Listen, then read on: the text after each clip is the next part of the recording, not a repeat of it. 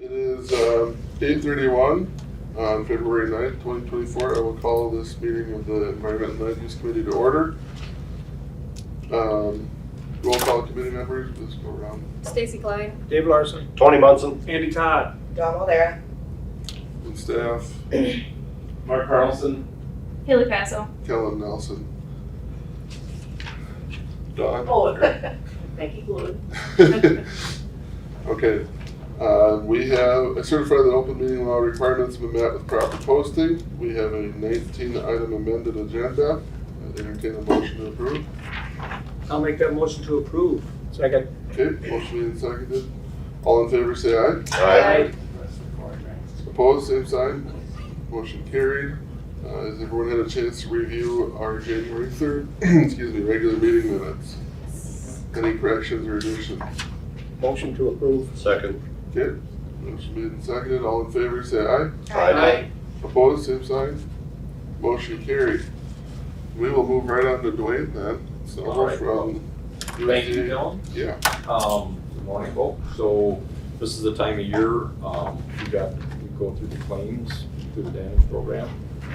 There's 4 claims. All of those 4 had a shooting permit. In order to meet claim eligibility, you have to meet your quotas, and there are different types of permits.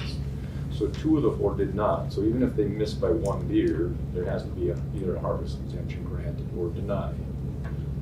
So the first agenda item, it's my understanding that Burge sent everybody what I sent. So everybody has a copy of my handout. Is that correct? Okay. So there's 2 of them, and there's different types of permits, so we'll take one at a time. And what happens is myself and then the DNR person, Gary Wolf, goes through all the harvest information, look at their logbook, talk to the farmer, look at registration information when you were harvesting stuff, and then come up with a recommendation to the committee. It's up to the committee whether to go with a recommendation or if they're going to go a different direction, okay? Is there any questions in the process there? If not, so that there's 2 and we'll take them one at a time. Corey, if you look down to number 2 there, the claimants are Corey Clanton, Charlotte Nelson, Ted Radlin, and Greg Tollefson. So the 2 that did not make it was, the quotas was Corey Cantlin and then Ted Radlin. In Corey's case, he had a standard shooting permit that has a 50% and an 80% quota. So there's 2 quotas. He was new to the program this last year, and so in that case, he's under a standard permit. In Ted Radlin's case, he's been in the program for a few years, took over for his dad, and because his claims have exceeded $1,000 of price loss, he's under what's called a WM40 shooting permit. And that only has 1 quota of 80% by September 15th. Okay. So there are 2 different types of permit. In Corey's case, again, standard shooting permit. The permit was issued on July 20th. 10 tags were issued. Corey registered Corey's hunters registered deer on the August 3 deer on August 19th, 1 on 26th, and 1 on 9/9. So Corey's 50% by September 3rd, which is 45 days from when the tags are issued, 50% was 5 deer. He filled 3 by September 3rd, so he's 2 short, but 2 additional deer were harvested on the 7th and the 9th, within a few days of that 50% quota. Okay. His 80% quota was by January 7th, even though the permit's 23 permit. Because of extended seasons, the permits are actually valid this year until January 7th, 2024. In that case, he filled 5 tags by the 7th. 3 additional antlers were harvested under standard licensed tags on the 9th, 1 on the October 9th, and 2 on November 18th. We did confirm that by pulling records of the hunters that registered deer, so we verified there's 3 additional antlers of deer. Corey, being new, was confused. Those deer should have been tagged with the antlerless tag versus this to get full, make it easy, but they're still antlerless deer harvested. Okay. If they, in this case, being that DNR and Wildlife Service felt that got him to his aid, and the other 2 are a couple a few days short of the 50% harvest objective, we would have no problem with the committee granting an exemption on his behalf. Now, if those 3 deer weren't harvested, then it would be a different story because he's missing by too much. And we've got that confusion cleared up that any animals that should be tagged under the ag tag system to make life simple for everybody in the community and stuff like that. So in Corey's case, based on the information DNR Wildlife Service review, we would recommend the committee grant an exemption, so therefore the claim be paid for Corey. Okay, is there any questions on Corey's specific? Not necessarily on that, but on the process, I guess, that I didn't ask the question before. Why the 50% by that early date, and then you don't really calculate anything until the 80% at a later date? Why those 2 different dates and some, is it just to push people to start early? Or is there some other reason? Yeah, that's a great question. So in the past, when I first started way back when, nobody would harvest. These are ag tags utilized. It's an abatement tool to reduce ongoing damage. What was happening with no quotas, everybody was letting the damage occur and they would harvest during the gun season and they didn't do anything. Okay. So legislatively changed well over 20 years ago to put these quotas in to get deer harvested early and actually affect the damage, reduce the damage. Okay. And then just to clarify the next one, because of the damage going over $1,000 in the Deer 2000 process, they felt it was important for those with severe damage to get them started really early. So they have to take a permit by February 15th, and get claims eligibility, and then they have to harvest 80% by September 15th. Again, getting deer harvested before the new crop goes in. So the emphasis was the tags aren't secondary, recreation secondary. You know, they have to harvest deer and reduce damage, okay? Does that answer your question? Yeah, it answers my question. Sorry, chuckling. He's long gone, so I can say it. I had an uncle. Yeah. Said venison tastes best in any month with an R in it, like July and August.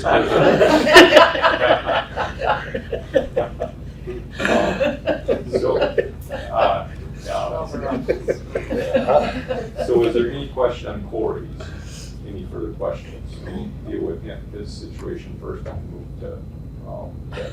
So if it isn't, like I said, Wildlife Service and DNR would suggest that the committee grant an exemption, and therefore Corey would get paid. And then we need a motion. Make a motion to. Yeah, I'll make that motion to I'll second. make the payment. Okay, the motion made and seconded. Any other discussion on Corey's? Hearing none, all in favor, say aye. Aye. Opposed? Motion carried. So the next one is Ted Ravenham. He's been in the program a few years. He's under what I said is a WM40 shooting. His claim last year exceeded $1,000, so he has to take a permit by February 15th, which was issued January 29th. Then he has to have 80% shot by the 15th of September. So on the 29th, the tags were issued, 10 tags. Deer were registered on March 5th, March 17th, and March 19th. And then for the next 6 months, no deer were harvested. So we did the same thing and reviewed everything. Asked what happened. He thought there might be one more deer harvest, but still that would be 4 short. We couldn't find that deer. I looked at all of his authorizations that they're filled out. There was no suggestion of that, but he was unsure. So he was supposed to get 8 deer harvested by September 15th, so over 9 months, and only 3 tags were filled by the 15th of September, so he missed the objective for 5 deer. So in that case, after Gary Wolf and I reviewed everything, our recommendation would be that Ted's get denied because there was not sufficient evidence to support the effort there to get the tags harvested. And that's where we're at with that one. So is there any question? Did he attempt to offer any reasoning as to why what happened that more didn't get? Some of it was weather related, and yes, it was hot and stuff, and hard to get hunters out, but you have from January to September, so that's 9 months. I mean, to do that, and he understands it, you get there, but it's pretty hard to argue weather when you have 9 months in every kind of weather, especially on a WM40 permit. To be that far off, it was one, okay, and we DNR militias would probably come with a different recommendation, but we looked at everything and it's just not enough information to support granting a harvest exemption. Just to verify my understanding, these tags are issued to this person, but he can give them to others to harvest with, correct? Correct. So he's responsible, he gets the tags, permit with the tags and authorizations, and he could shoot them all himself if he wanted. But he can assign them, hunters can come and ask to hunt, he can assign them tags, which Ted does very good, assigns them to folks to do that, and they fill the tags. Could you explain the WM40 permit again? So, Stacy, it's that if Ted was new last year, he would be under stand permit, but he's been in a couple of years after he took over farming from his dad, Steve. Once their claim goes over $1,000, appraised loss, okay? The following year to maintain claims eligibility, okay? They're under what's called a WM40 permit condition, which means they have to get a permit if they want to maintain claims eligibility by February 15th. So in this case, all WM40 permits have been recommended and issued right now, okay? And then they have until September 15th to get 80% of those tags shot.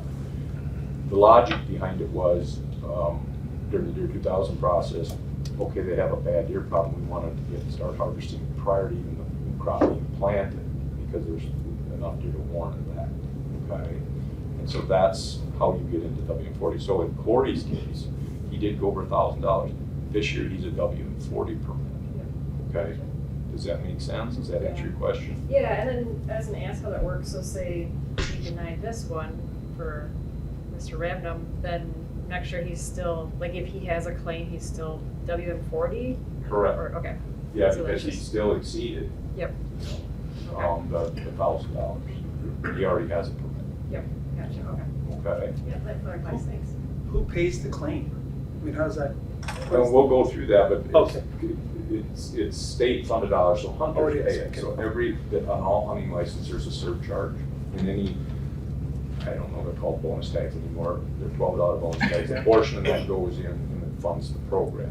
Gotcha. So currently, right now, the way the program is, for farmers to be eligible, the county has to be in the program and administer it, but it's just passive money. There's no county funded dollars in the program.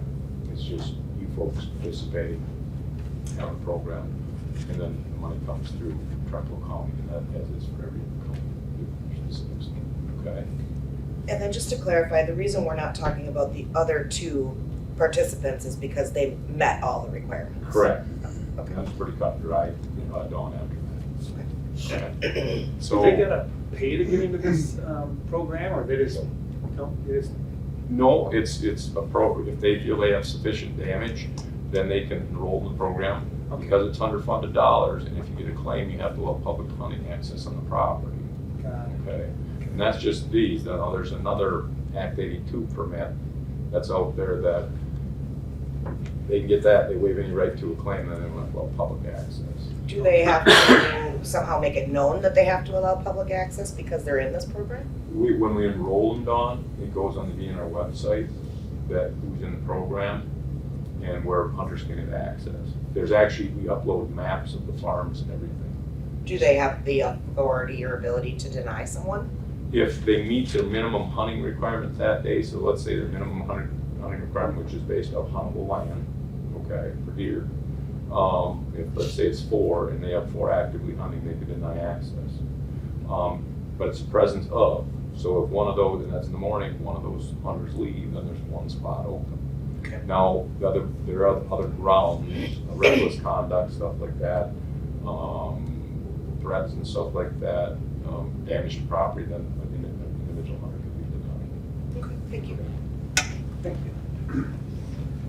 So our recommendation with Ted would be to deny, and then what happens if the committee follows, his claim would not be approved, and then I would send him a letter indicating that it has been denied and that he does have the right to appeal if he so chooses. And that would come to this committee, so you're aware of that. I would be here and represent that aspect of it. I don't think that would happen. I think that was denied a couple years ago as well.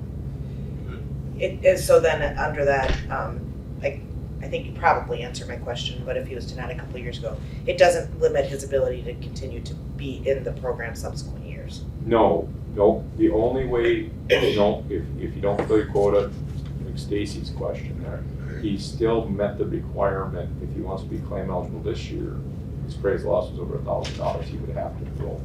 It's just for that specific year. The only way they can be removed for 2 years is if denied public access, and it's found to be valid, then that year and the following year. Okay. So if our recommendation again to the committee, DNR's and Wildlife Service, was to deny harvest exemption and therefore deny the claim for Mr. Rapp. I'll make the motion to deny payment on this one. I'll second. Motion made and seconded. Any other discussion? All in favor, say aye. Aye. Opposed? Motion carried. Then So- we need to approve the other two then? Yeah, with 3. So we're gonna look at the claim. Corey Cantlin was corn, substantial damage. I had farmers in the past on that road and it was pretty bad then. So his is all dealing with corn, around 40 acres. Charlotte Nelson's corn and beans, and that's a chronic farm of heavy damage. They shoot anywhere on North Ag Tags, 15 to maybe 25 plus another that many just regular tags. Ted Rabnum was corn and soybeans, and then Greg Townsend corn and hay.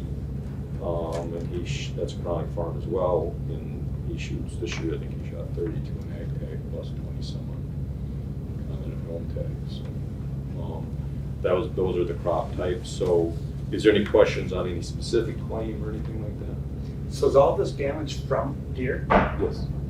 We walk every field that they want to appraise and take samples, check, we eliminate raccoon damage and any other kind of damage, crop issues and stuff like that, or wet areas, stuff like that, so it's specific to deer damage. Wow. Okay. We have a motion to approve the 3 claims. Motion to approve. Okay. Second. Larson. All in favor, say aye. Aye. Opposed? Motion carried.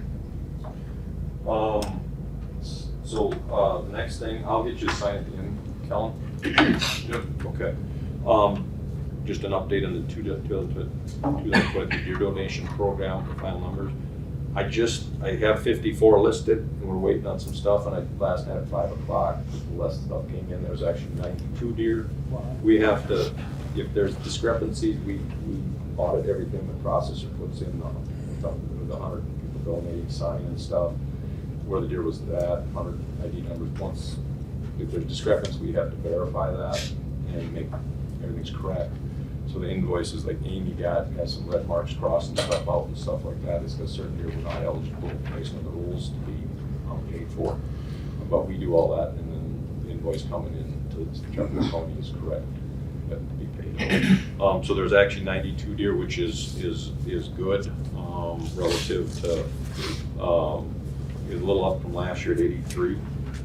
So the last 3 years or 4 years is probably around the 90. Most of the folks here, I don't think were around when it was really high, when Buffalo and Trempealeau County were putting in. You were. But we only have one participant, correct? Right, yeah, that's the big issue, getting processors, but in the heyday, between Trempealeau and Buffalo County, it was somewhere 600 to 700, 800 deer per county. And it's dropped off considerably. That's what we do because of inspections. The, We can't hold cross-contaminate like processing. Is there anything in the works to try to increase the pay to these people processing, or find a way to accommodate somebody else to try to get more people willing to process? We've been working on it, Dave. It started, 2050 was only 55 per deer. We keep up, and now it's 100 for a normal deer, 110 because we got to hold it for the cedonic area per deer. The issues are becoming, like you were talking about, Tony, processors keeping them in, and then that cross-contamination stuff. And then disposal is a huge issue. who's willing to take them, and the process of being charged absorbing things, leaving the carcasses. And the other thing now, over the last 3 or 4 years, is getting help that can stay there and won't work. And trying to get folks to do it so they don't have enough staff to take it on. All the staff they have, they do the normal processing of beef and stuff like that. So you listed the reasons why it's difficult to get people to participate. What is being done to increase that, or to get rid of some of those issues? Well, for processing wise, Dawn, anything new comes up, we go talk to them and try to see if they're willing to do it and explain the rules of the program. DNR puts out things. Anytime there's somebody new, they monitor statewide processing licenses and reach out to us, and then we'll go contact them, see if they're interested. The stuff we're running into though, like there's a new one in Blair. Yeah. And we've talked to them, and they wanted to wait a year until to get their feet underneath them, but then they didn't move forward with anything. But we contact anybody that we're aware of, and county folks have brought it to our attention, so we'll go contact them. If there's somebody you go out there and talk to them, they do have to have a license, their DADCAP license, USDA license process. When it first started, it kind of went sideways, not a lot of rules, and we were having folks crossing on the garage with their floors and stuff like that, and it's like, we can't, and then take that to a food pantry. So the processing has to be done at the same level, professional level, as any other processing does. You can't bring bad stuff in, contaminate stuff. Of course. It just occurs to me that like if one of the barriers is the discarding of the carcasses, then is there something that the program can do to make that easier so that they're more willing to participate or have less cost? Yeah, that's a good point. The DNR, the state sets the rules, so we're just implementing rules on the cross county, which I worked with too over the years to try to help keep processors in. They did add an additional monies per deer to their health department. So they've got a $4,000, $40 deer, maximum $4,000. And 1 year they helped reimburse for dumpster cost or disposal costs. The county did. The county on their own did. We're subject to the program, subject to what the state rules are. The state's gotten more restrictive on Carcass disposal. all rendering products. Yeah. For locker, it don't matter. I mean, food grade, whatever, it's got more restrictive, so that's why it costs more on that end. Yeah, so we're trying, the state is and wildlife services and county folks saying, hey, there's a new processor here, we'll go talk to them. So are we using all of the donated meat? Like in what way? How does that work? So any deer donated has to be whole deer. It's all ground into one or 2 pound packs, pounds at most. It's then taken to pantries, and yes, it's used up. In fact, there's not enough. I mean, you can't get enough protein in the food pantries. Right. And this is a healthy source to get in there, but you can't. So yes, it's been highly popular, started in 2000. I forget the number, it's probably well over 4.5 million pounds. I don't know, deer. So yeah, it's used up, it runs out fast. So it's a really positive program. It's just the obstacles we're running into, the program's running into, the processes are running into, because of the state regulation and stuff like that. Then it would be on us to consider whether or not at this point we would want to do anything to help that part of it, the processing, that's what I guess I'm hearing. That, and I would just guess it's, when COVID hit, they just couldn't handle all, people wanted homegrown food or get their own sources. And with venison, with CWD and all that, cross-contamination and the timing, labor force, it's just not feasible for, for smaller locker plants. Well, I guess what I'm getting at is I would hate to see our one facility who is doing this currently choose to opt out of the program given If they would. all of the things that, the barriers, right? Yes. So if there is anything that we could do, and I don't know what that would be because of course I'm sure that involves money and nobody has money, but I'd like to think that we could consider it at least. That's the state. The state has our money. Just pointing that out. Total certainly. I mean, DNR can continues to up the, went from 55, 50, 55, 65, 80, then jumped to 100 2 years ago. And there's a variation, so it's regular deer is that, and then $10 more if it's a person in the CWD academic area, because they have to hold the meet, so they get $10 more for that. Right. And it sounds like they increased the rates and maybe we just need to move on, but at the same time, everything else, the cost Yeah. for employees and everything else probably increased well beyond the reimbursement Well, increase, so. it's not only just the processors, it's the whole hunting scheme. I mean, numbers are going down, True. more private land being consolidated. In 2000, you had party hunting or whatever. Yeah, oh, We yeah. just shot extra deer to donate, and now families are trying to provide for themselves, less hunters, less land to hunt. So the numbers are going down. So that's why you only got one, is because, say, one party ain't gonna take 10 animals. If you had, it's like you said, when it was 700, why, it justified those. Yeah, and that's very true what you're saying. I mean, the hunting has changed. Right. And so there's not smaller families, a whole bunch of reasons, it's not one. And you're not getting groups taking a bunch of extra deer that get what they want to eat, that's something still good. So it's still a positive program, we're doing everything we can try to keep going. But there's obstacles, and maybe some of them labor stuff might get a little better down the road. It is tailing off now because meat is expensive, so there's not as many private souls anymore. The lobster plants are getting a little hungry. Yeah. So is there any further questions on that? Then the only other thing I have, and I sent this to Verge, last Friday we got an email from DNR, and some of you folks have been on the committee.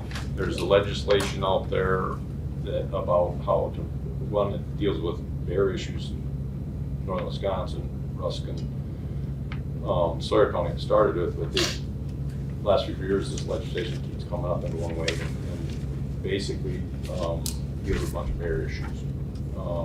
But the other thing it has done is there's a movement out on the damage program to remove it from the county. Okay, so basically we would go back to state control of the county. So that just came out Friday. It's AB 1038. I do not know if there's a companion Senate bill. There was supposedly a hearing on it Wednesday. Basically, the things that is in this one, I'll just run through quick, and I unfortunately don't have a lot of answers here. One, it prohibits DNR from issuing bear damage permits for protection of agricultural crops. Two, effective January 1st, 25, would remove requirement of counties to finish the damage program. Three, proposes an increase to the annual compensation from 10,000 to 25,000 per producer. So right now there's a 10,000 maximum claim, increase to 25,000. Or it requires producers receiving compensation for bear damages have crop insurance, and that a producer cannot be compensated for the same losses by both crop insurance and the damage program. 5, allows compensation for crop damage when assessing locations for bear trapping. And what that means is when we trap bears to remove them out of cornfields up north, there are usually places it's hard to get to, so you drive digits in order to get there, because if you trap them up like you got to be where they're at, you can't set it in the front. So that damage is us, we go back to the traps, and they're big traps or culverts, would be covered. And then it creates an abatement only bear trapping and recohition option to address bear damage on leased lands. 7, requires DNR to develop an internet-based hunter registration system for hunters seeking access to rural properties for bear hunting, which I don't, you all already can go on the DNR website and get this information, so I don't know what the history behind that one is. And then it requires all bear traps are equipped with trap monitor by June 30th. Trap monitors are simply this. There's a monitor on it, and the door's up. When it drops down, it notifies us that the door's down on the trap. So most of this is bear. The two big things is be the proposal from 10,025, and the big thing would be basically remove counties from administering the damage program. Again, this was emailed to us Friday the 2nd at noon, around noon on last Friday, and I don't know any more than that. So I don't know where it's gonna go, before it kind of fell apart over time. So, anybody questions on This that? is legislation for this session right now that will come up for a vote? Yeah, exactly. I hadn't heard anything about it before. We didn't either until last Friday. No, and we can't really get involved in it because it's legislation. And DNR, heard about it last week as well. Is it kind of going down the same trail as the Wolf program then? As Is far the Wolf program trying to get things established or whatever instead of reducing the herd? as far as bear goes, Bear, well, wildlife damage period. I mean, as far as ag damages or this or that. 'Cause why are they?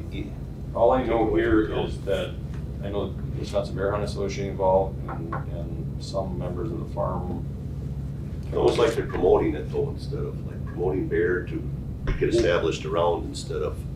Well, I think that's a fair assessment, because when I read it first, I talked to Brad Cooley about it, it seems like it's punitive, yes, to the farmers, yes, for bear stuff up there. Because the crop insurance stuff, it's not a big issue, and I've tried to understand crop insurance in the past and understand there's so many different aspects of it.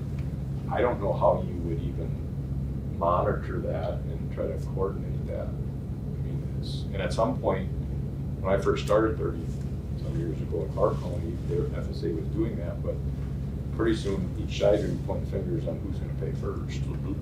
And that's mine. So, yeah, I, again, this was a surprise to us last Friday. So I'll keep you folks updated. If you have any questions, certainly give me a call. I don't know if there's even a companion bill out there yet. But we don't currently have a bear program in our county anyway. Well, the damage program is a bear, so that's, I'm sort of done. The program covers deer, bear, geese, turkeys, elk, and then cougars.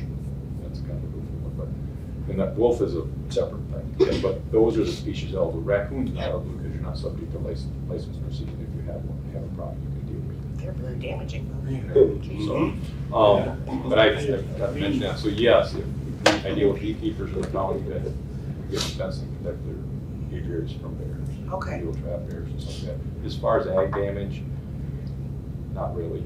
Most of the folks we get a call from says I got bear damage, and I can look at a map, and if there's a creek running by it, or old buildings there, I can say you probably got to ask them a few questions, like you got a raccoon problem. So, Thank you. but that's all I have. Just need signature unless you folks have other questions. 20 care of 30-foot circle house. Thank you, Dwayne. Very good. It is 9:03. I will call the public hearing to order on the land use change rezone for the town of Hale. Mark, would you be willing to read the call? There will be a public hearing before the Trumpealeau County Environmental and Land Use Committee on Friday, February 9th, 2024, at 8:30 a.m. in the new county boardroom, which is now the old county boardroom location. Purpose is to make a change to the town of Hale zoning map pursuant to a resolution passed by the town of Hale on February 8th, 2016, so that all parcels currently zoned residential 8, which is 8 homes per 40, will be rezoned to rural residential, which would be 4 homes per 40. And making this correction will facilitate participation in the farmland preservation program, which requires a density no greater than 4 homes per 40. This change also will eliminate the need for a conditional use permit to pursue new agricultural endeavors. The location is various parcels within the town of Hale, Trumpealeau County, Wisconsin. Prior to the public hearing, maps of the proposed land rezone, additional maps may be viewed or obtained at the Trumpealeau County Department of Land Management. Request a copy, contact Verge Gamroth, 715-538-1916, or email verge.gamroth@co.trempealeau.wi.us. And the land use change rezone information may also be accessed and viewed online at www.co.trempealeau.wi.us homepage. Hearing was requested by the town of Hale. Attendance and comments are encouraged at this hearing. If you're unable to attend and have questions, please call Virginia Gamroth, the Department of Land Management, 715-538-1916, or email at verge.gamroth@co.trempealeau.wi.us before 4:30 p.m. on February 8th. If you are unable to attend and desire to submit a written comment, please send your written comment to Department of Land Management, P.O. Box 67, Whitehall, Wisconsin, or email to verge.camera@co.trempealeau.wi.us before 4:30 on February 8th, 2024. Please know that written comments will be read at the public hearing up to 250 words. All written comments must include the name and address of its author and request the letter to be read at the particular meeting date.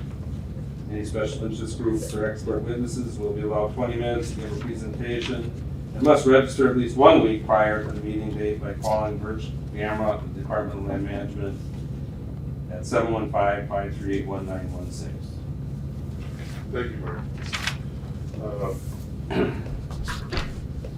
Do you have anything else to add for overview on this? Yeah, I got a little bit, Birch kind of drew up a little bit of overview over there. The original resolution that's stated in the public hearing notice was signed by the town of Hale on February 8th, 2016, after a public hearing that was held on December 8th, 2015.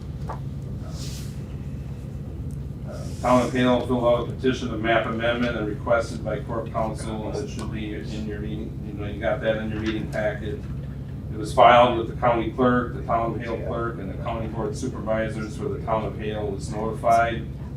552 individual letters were sent out to landowners in the town of Hale. And as indicated in the letter, this rezone would change the zoning from R8 to rural residential.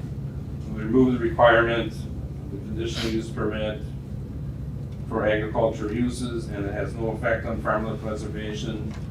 The public hearing was published in the Trumbull County Times, January 10th and January 17th. She's got a letter from the town and also a few comments from the public. And that's pretty much the overview. Okay, thank you, Mark. If anyone here wishes to testify or offer, is anyone here to speak on this? Greg, you have anything to offer? I have a question. Absolutely. So I've been getting a lot of phone calls wondering how this is gonna obviously affect, you know, how many houses can be built on a 40, how many acres you're gonna have to buy in order to build a house. So 4 houses per 40, is that gonna be 10 acres per house? Or can it be 20 acres somebody would have, and then, you know, 10 acres, you know what I'm saying? How, is it just 4 houses per 40? It's just 4 per 40. There can be different configurations of parcel sizes. It doesn't have to be 10, 10, 10, and 10. Okay. Okay, that was the biggest concern that people had, was how much land were they gonna have to buy now if they wanted. No, I mean, there's the minimum parcel size.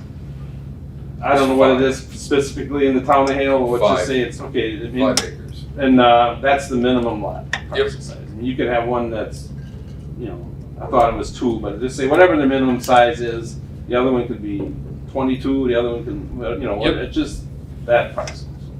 That was, like I said, the main concern everybody had, so. I think the biggest thing was, I mean, this should have been done a long time ago, and for whatever reason, it wasn't.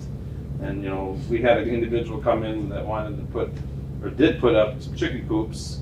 They were in R8, so they had to come in for a conditional use permit, which kind of defeats the purpose for agricultural, and that scale anyways. Right, And right. so they kind of wanted to clean it up. We got other townships that are gonna be falling into place too with that, so. Perfect. Okay. Again, is there anyone here who wishes to testify? I can read the letter and then some of the emails that Verge had received. The town of Hale, at our November board meeting, voted to have the county proceed with the rezone of the entire township and bring it into compliance with the county present comprehensive plan. And they didn't, rather than wait to 2028, that's when the review would have been. And board's desire to have the township transition from R8 and move it to a more rural zoning option. This process would hopefully begin in early 24. Sincerely, Donald Halverson, Town of Hale Clerk. And then she received a few emails here that I'll just read. First one was from Michael Halama. He called and asked questions about what was happening. She told him there would be a letter coming out, and he said he would wait for the letter. And then they got another email from Michael Halama. And they said he got the letter and he thought the map color had his property was yellow, which would indicate industrial zoning, Gamut assured Halama that this property was not zoned industrial, but was zoned exclusive ag. There was a little bit of a color scheme going on, some of the maps that were out there, and there was something posted actually on Facebook about industrial. Well, that was just a color scheme. Something was wrong with the coloring on the map. And then Jim Sokup called and was wondering about the zoning change. Jim asked if the farmland preservation program would be discussed at the public hearing. Gamut told him she did not think so, and then transferred Sokup to the conservation Rick Messenger, who could give him the requirements of the farmland preservation program. Sokup did not call again. Cheryl Robinser called and said she bought property in town of Hale.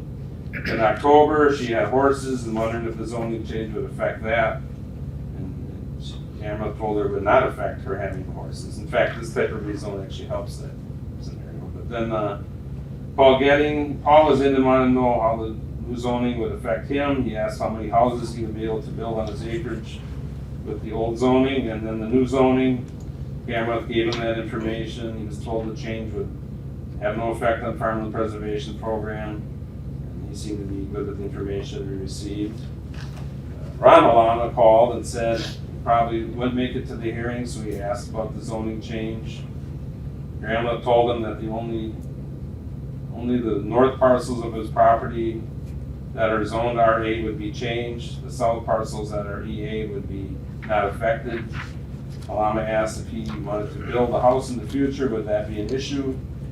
Gamma told him that if he built it on the east side of the road where he currently lives, that he would need to create a separate parcel for another home.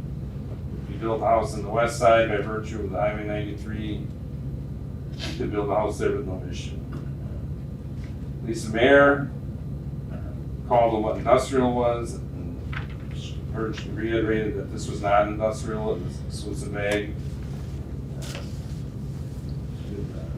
That's the one they put that on Facebook, I think, the way it looks in this. And then Deanna Ellenberger called, and she wanted to know how her property was zoned. Birch told her property where the building is located is exclusive ag. That will not change. And then the 39 acres she owns to the north is residential 8, and that would be changed to rural residential. Ellenberger states she likes the rural peaceful life and it's okay with zoning being at the 4 houses. And then she got into the line fence issue with the neighbor, which that's not, we need to discuss here. But then Richard Klink stopped by the office and checked what the zoning was, and he was told his is exclusive ag, so he would not be affected. And then, one more here, I guess. Rick Daly had sent an email to Verge, and initially asking for information on the proposed zoning. Not sure if he's going to, she's basically requesting information. And then his Verge replied, thanking him for his inquiry. She attached a public hearing notice. There was something, there was a discrepancy, and it was actually in the Arrow Shopper a week before it should have been, but that got straightened out. And she just told him about the Town of Hale's 2016, resolution, and then she mentioned the 8 houses per 40 will now be 4 per 40. He seemed to be fine with that information. That's it. And I didn't get any calls on it at the end of the day after Verge left at the last minute. So. Okay, thank you. One more time, I'll call for anyone who would like to offer a public comment on it. Question. Kim Randall. So the zoning that you're talking about, all it is allowing people to build more or fewer houses on the property they own? Is that what the zoning change? I mean, that's what zoning density is. That's what the zoning density is. Every zoning district has a different density of how many you can build. And I guess, R8 is 8 per 40 and rural residential is 4 per 40. And that's the essential biggest change on what this proposal is. And it's making more of a rural setting, in the township than having the whole thing be, there was some, at one time, I think the town wanted to see people build more in the township, and it just never materialized, and probably shouldn't have been done so big of an area, they probably, so it's kind of getting changed back to what it was initially before they made that change, so. There's no effect on existing land or ownership? No, there shouldn't be hardly any effect at all, otherwise, the only effect that would be is like, say someone really had a plan to sell 8 lots off their 40, now they would only be able to do 4 without having to, they could always come in for their own separate rezone, but that's kind of what it all boils down to is, that's probably the only effect that would have on anybody, would be that. Thank you, that makes it more understandable. Okay, well, you're welcome. Good. Yeah, Emery Palmer. Mark, as a point of clarification here, there is a change, however, in the ability to have livestock on the property with this rezone. We're going to an RR, Right. increases that ability Yeah, for livestock. conditional I use just is wanted to required for clarify agricultural that point. use, and we've had them, the chicken coop thing that came up with this one is a big extreme, because the ones we've ever dealt with before, there was an R8 district that someone had 2 horses, 6 chickens, and a goose or something, and we came in for conditional use, and they had to have a conditional use permit for that, and then they were told this is all you can have. By being zoned RR, you would be able to do whatever Yeah, you the want. livestock is Right. just automatically permitted and allowed. Right, it's automatically Just allowed, wanted to and we have to clarify meet that point. some of the requirements of maybe some of the conservation requirements, but they would not have to go through anything to do that. Thank you. Good note, too. It does appear though that, the way it's currently zoned as R8 must limit their ability to participate in the farmland preservation program. Can you help? I'm not, if it is, this will help them, as far as, but I'm not really up on the farmland preservation program. My understanding was, and according to the public notice, I thought I had read something that maybe it would have to be rural residential or less, I guess, is that goes. So this would, I don't think farmland preservation is quite as active as it used to be. I don't know about the participants, but this would probably help their cause more than actually hurt their cause. So. Right, that's what I understand. I was just looking for detail there. So why the concern? Who, did someone, a lot of people bring this up and said we Well, want it done? I think the why biggest was- thing is when the Fronsons, Eric Fronson's boys came in they wanted to put up 2 big chicken coops. Well, they had to come in for a conditional use permit. It's pretty, like, the reference they gave to the very minimum ag use. They gave them a conditional use permit for 100,000 chickens, and I think it just kind of cleans that kind of stuff up. And I guess Verge kind of dealt with this one mostly than I think the town just finally wanted to follow through with what their resolution was 8 years ago. Basically, R8 is more restrictive to agriculture. Yeah. Rural residential promotes ag and more space among development and everything else. It's more consistent with what the area is used Yes, for. what we sure, want, yeah. we want our space and Yeah. Very more consistent with what's there. Yeah. R8 is like a mini subdivision, like it's not like a big subdivision like Trempealeau Mountain Estates, but it's like, The town now gets to that point, things have changed a lot now. oh yeah. I think the whole R8 kind of, from my understanding, like there was a guy that built a few spec houses where D and E kind of, we can all do this, and then it just never happened. But yet there's a couple bills that are on the agenda here that a city, depending on population, has a zoning reach of up to 5 miles. Right now, a city, I think, has 1 mile's reach for annexing or expansions, or can control what you could or could not do as far as development. Because that was brought up at the Towns Association, the city of Altoona has a 3-mile reach, so if you wanted to sell your children 5 acres to build a house, the city of Altoona could restrict you if you were 3 miles away from that. I was thinking, who's selling their children? I was wondering where you're going with that. I pronounced it wrong, I guess. Well, I just don't want to get in a situation where just because of one incident we're changing. No, that's a I good would say point. it's the opposite way around. That's a good point, because Like, this should have been later that in the long meeting, time. I would bring up a couple instances where people want to change things in the ordinance, and it is, you gotta be careful about the one incident. We do. And, but then, you know, that's their right to, you know, ask for changes, but.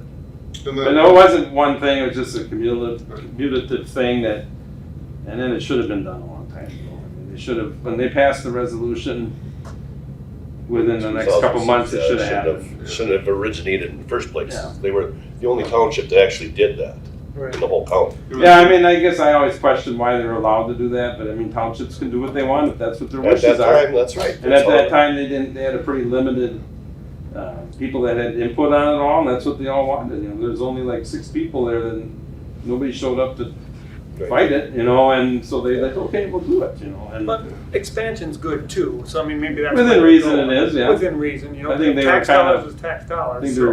they're, This was a weird one though. yeah, It's for sure, and then there's one coming up next month that isn't near as unique, it's just cleaning up some things. So do you feel that with the people that talk to you, they're good with this? I mean, if. They seem to be, yes, anybody who I talked to. Okay. There was one guy who talked to another guy who couldn't understand why we would want to switch it back because, you know, what if he wanted to build, Right. you know, subdivision, you know. Right. Now that's- Rezone his own property then. That's what we would have to do. And that's- yeah. And that's what I told him, I said, you know, there would be rezoned, you know, for his own purpose or whatever, you know, Yeah. but, yeah. But as opposed to having every. I mean, Yeah, it doesn't make. oh, I guess one person did come in, a landowner that actually has more land in Lincoln, but he's got some in Hale, and he just had some basic questions, I think I answered them, kind of similar to everybody else's questions. You know, nobody that I know of, and according to Verge's emails, have called and screamed that they didn't want it done, I guess. Well, mostly just questions. Right, and most of it was questioning, you know, and why is this happening now, and those kind of questions. Just one quick comment. If, it seems as though this has been posted publicly appropriately and so forth, but being that the public comment that was originally done for the town of Hale at the township level was back in, I think, 16, because for whatever reason it got delayed this long. Should they have to have public comment back at that level again too, just to be sure that we're covering our bases? Well, they actually passed the resolution, I think that's kind of what we went with, but I don't think I mean, I don't know that as far as the legality question goes, but I mean, by rights. So I had 5969 and I thought this question might come up. And that's the statutory chapter that applies to provision that applies to this. The resolution did come through the town of Hale. They have an opportunity, assuming you guys approve of it today, they have an opportunity to disapprove of it. There's some timelines that we have to follow, even though we know where the resolution came from, we know who the petitioner is, and so we have to let those timelines run before we put in the full county board. Is that 60 or 90 days or what? They have an option between like 10 and 20. Okay. So we're gonna not meet the timelines for For this one? February, but it can be on March's. Perfect. And that makes sense, yeah. So. And this isn't going until March. Right, yeah, that's the March meeting of the county board is when this is gonna go to, not the Okay. February.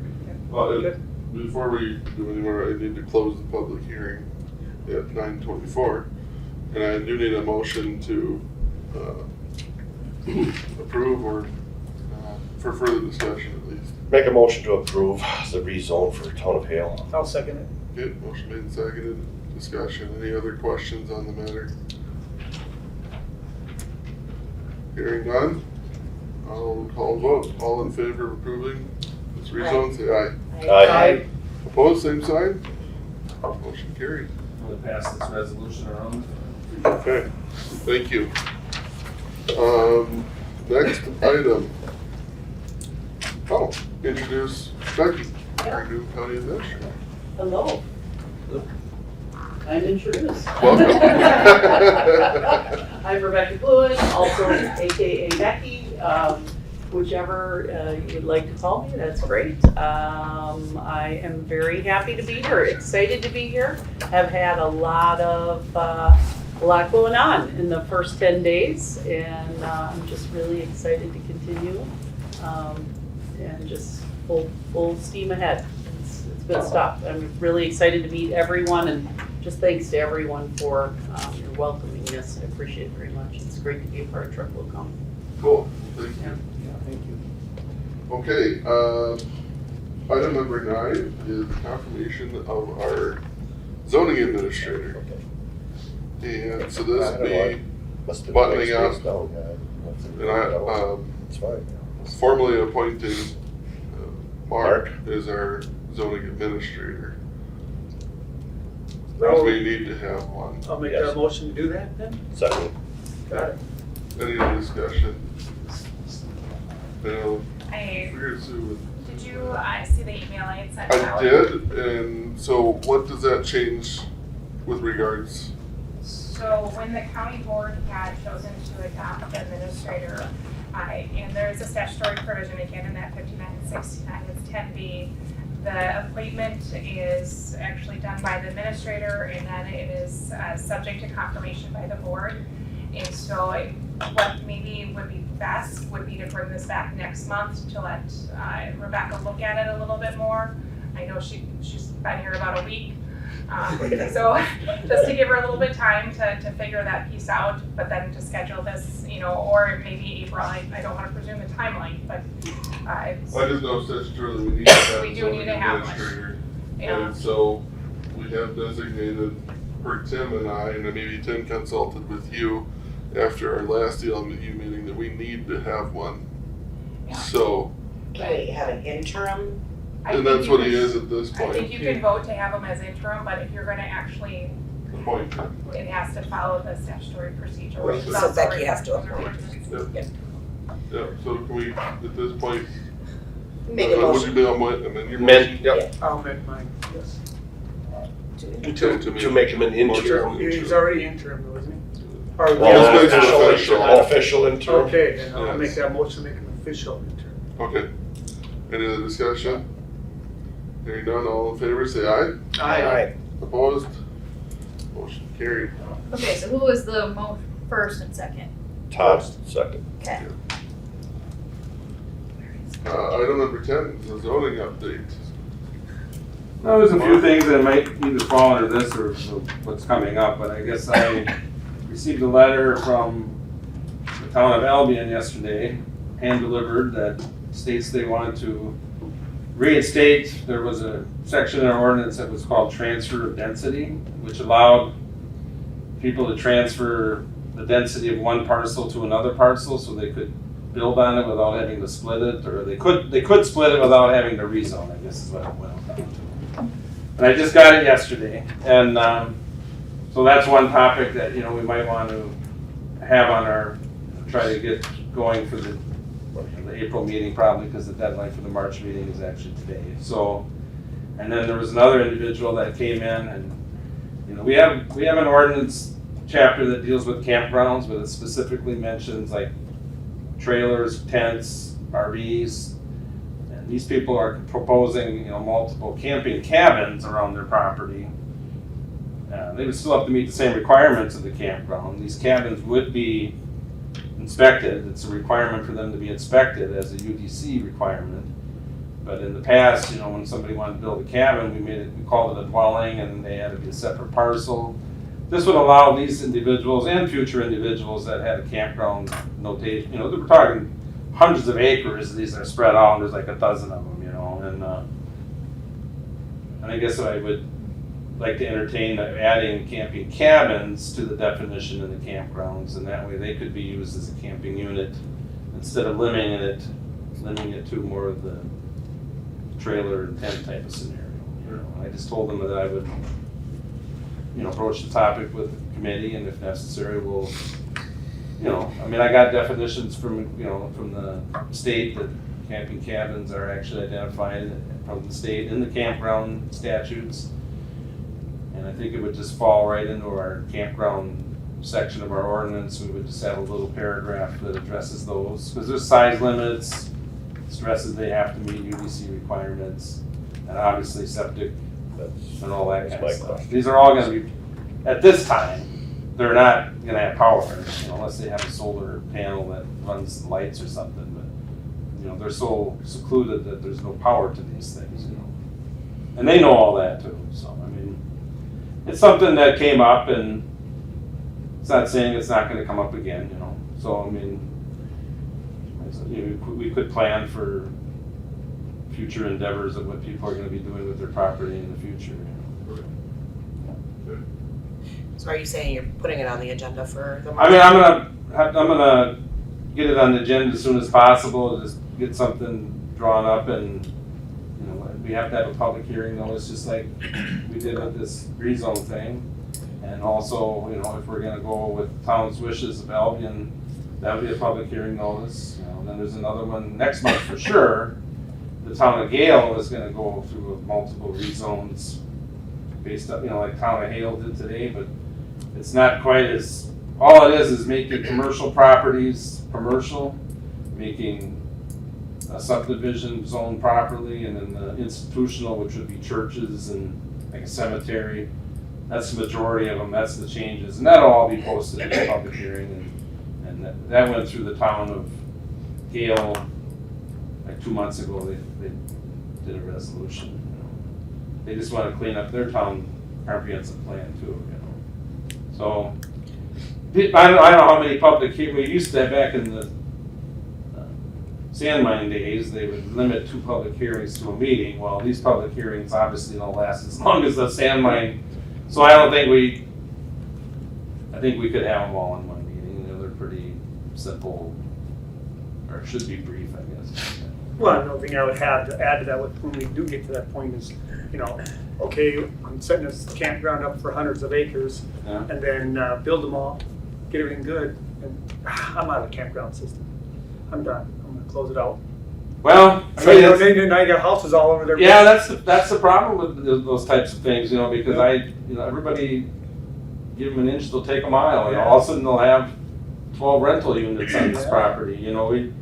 That's why I want to put it under, so it specifically is in the campground ordinance, and it's addressed as a campground, not as primary residences. But it's a fine line, and yeah, people do weird things. Just something to mention, you know, it's just, I'm not saying it's. It's hard to predict the future, but I mean, there's things that are happening now. I never was dreamt was gonna happen, you know, now, you know, and it's kind of not very great to be too reactive to what people want to change because of what people have been required to do in the past, but we do gotta kind of change with the times and some things too, you know, like we added a tourist rooming house, which would be the Airbnb scenario. We added that like a year or so ago, and that just wasn't part of the equation back when the ordinance was written, you know. So we might have to update our in-home sales or internet sales businesses. Yeah, I mean, that was whatever. discussed at one meeting, and we decided we meeting, weren't gonna do anything about it, but I'm sure it's gonna rear its head again. Oh, yes, it Because is. the guy it that- is. The individuals that are Calls already. in question are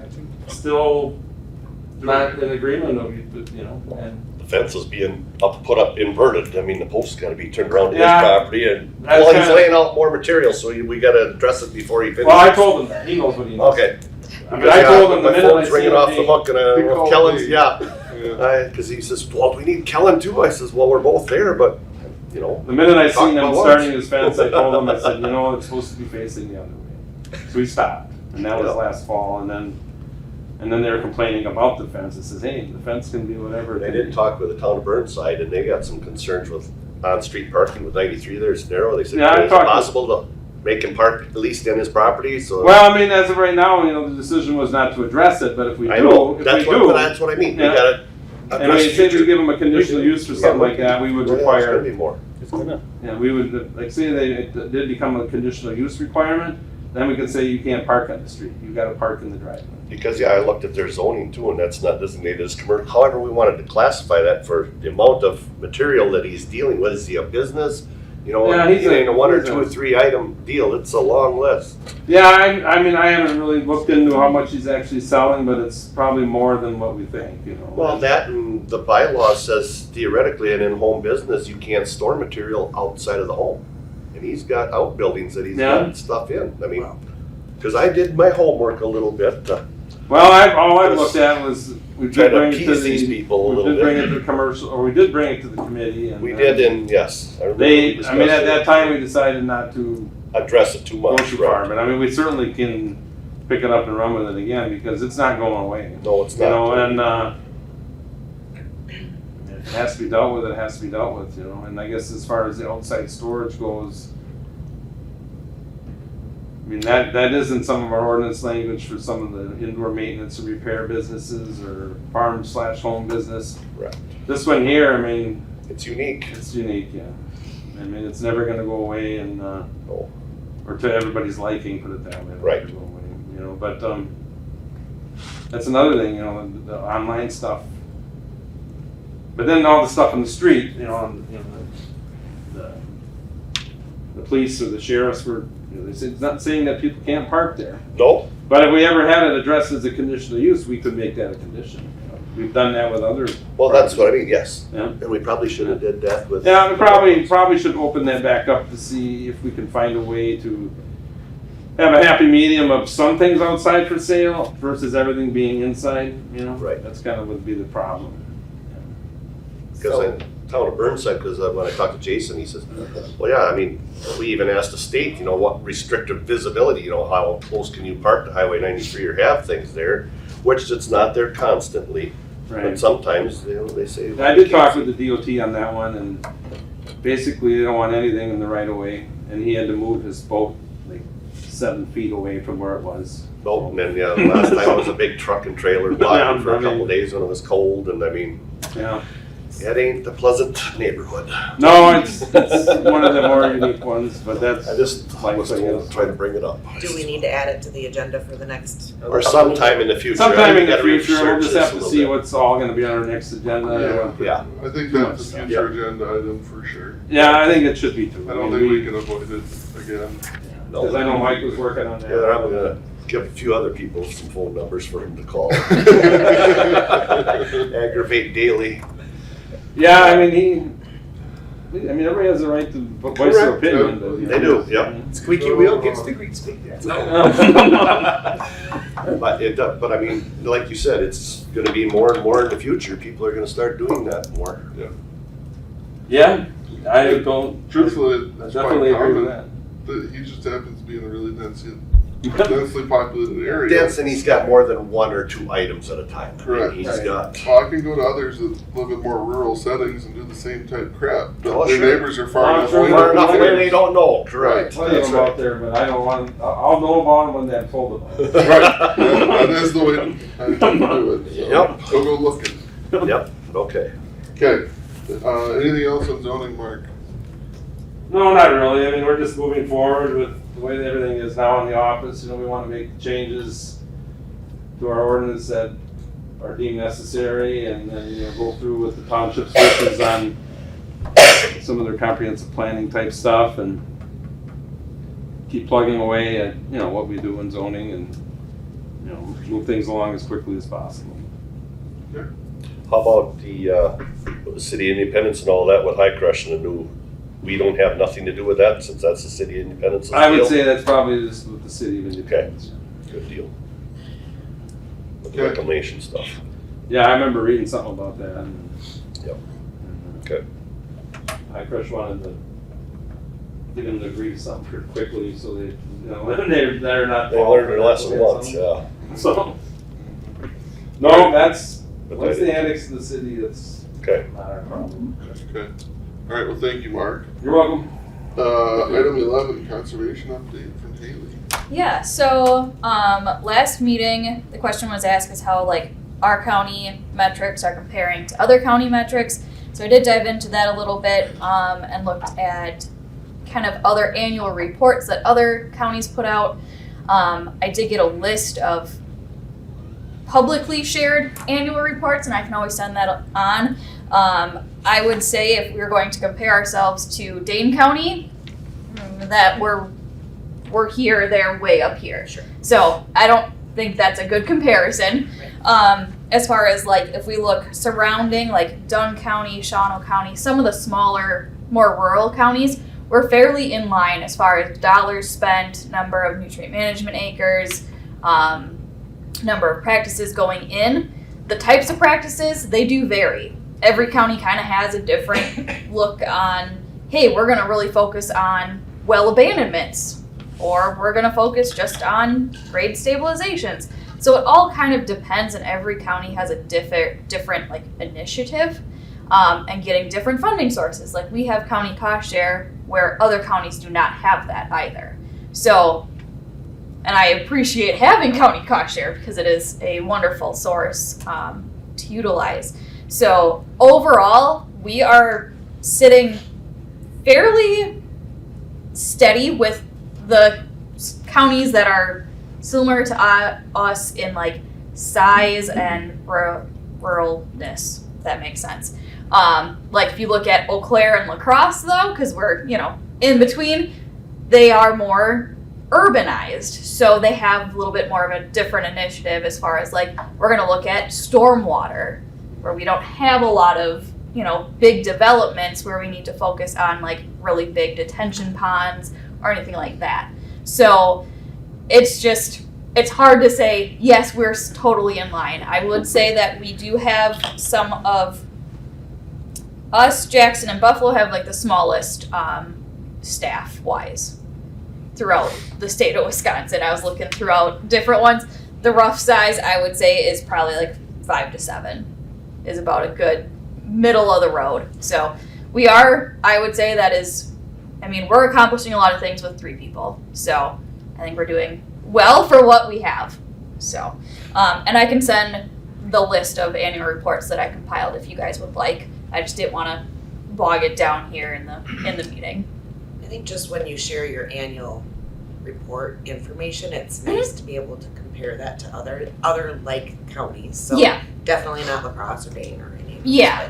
but, not really because I want to. Well, I just think it's nice to be able to benchmark.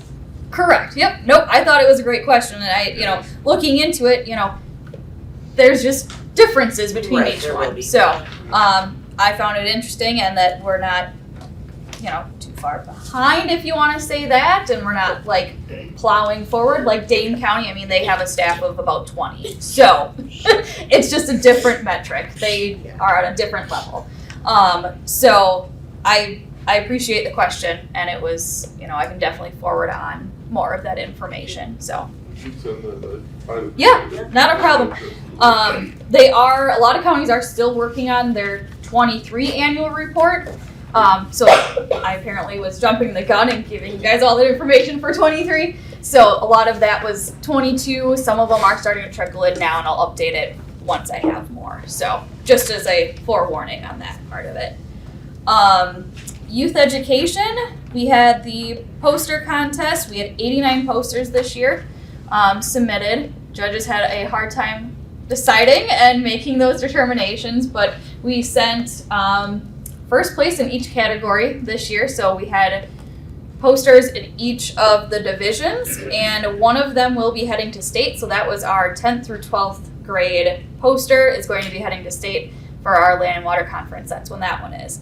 And then the speaking contest, we had 6 contestants this year. We had 3 elementary and 3 seniors. And we sent 1 elementary, 1 senior to the regional, and both of them actually are moving on to state. However, our senior is not able to make it because of other conflicts going on. So the region is going to be hopefully sending the 2nd place winner for that. So, which is still really exciting because, speaking is a hard thing to get really anyone to do. So having that many students, I know it's not a lot, but having even 6 is a big accomplishment just for Trempealeau County. So, which is really exciting. So those will be giving their speeches at the state competition, which is the Land and Water Conference on Wednesday. So we will see where they go from there. So that's really exciting. Silent auction update. So I did end up using the money that you guys allocated. I purchased from Prairie Moon Nursery. I bought different prairie seeds, a book, and some more native habitat information for that silent auction donation.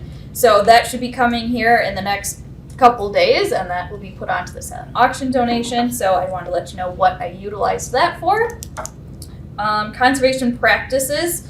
We are in the designing phase. We're getting things squared away, and then we're hopefully going to be bidding. I'm looking at time frames because now the weather is, doing weird things. So I feel like all the stuff is pushed up. But I'm hoping by end of March, middle of April, to be realistic about bidding projects out. just because of different conferences and everything coming up.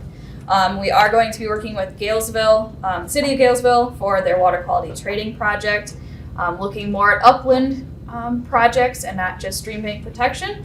So actually addressing more of the overall issue. So that is something that we'll be working on alongside with City of Galesville to get installed for this season. Mining, we received payments from operators for their annual renewals.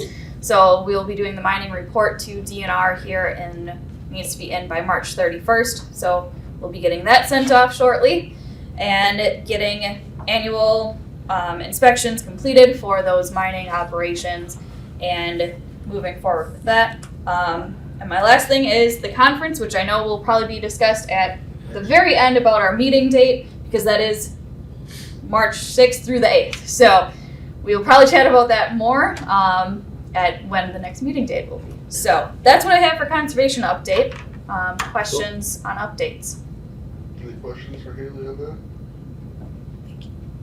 Thanks, Haley. No? Yeah. Thank you. Perfect.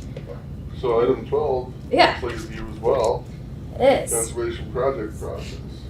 Yeah, so I am going to share my screen really quick. It's just a Word document that I had, or a PDF that I had sent out in the committee packet. And bringing this forward because I've been questioning maybe, like, the process of the cost share payments.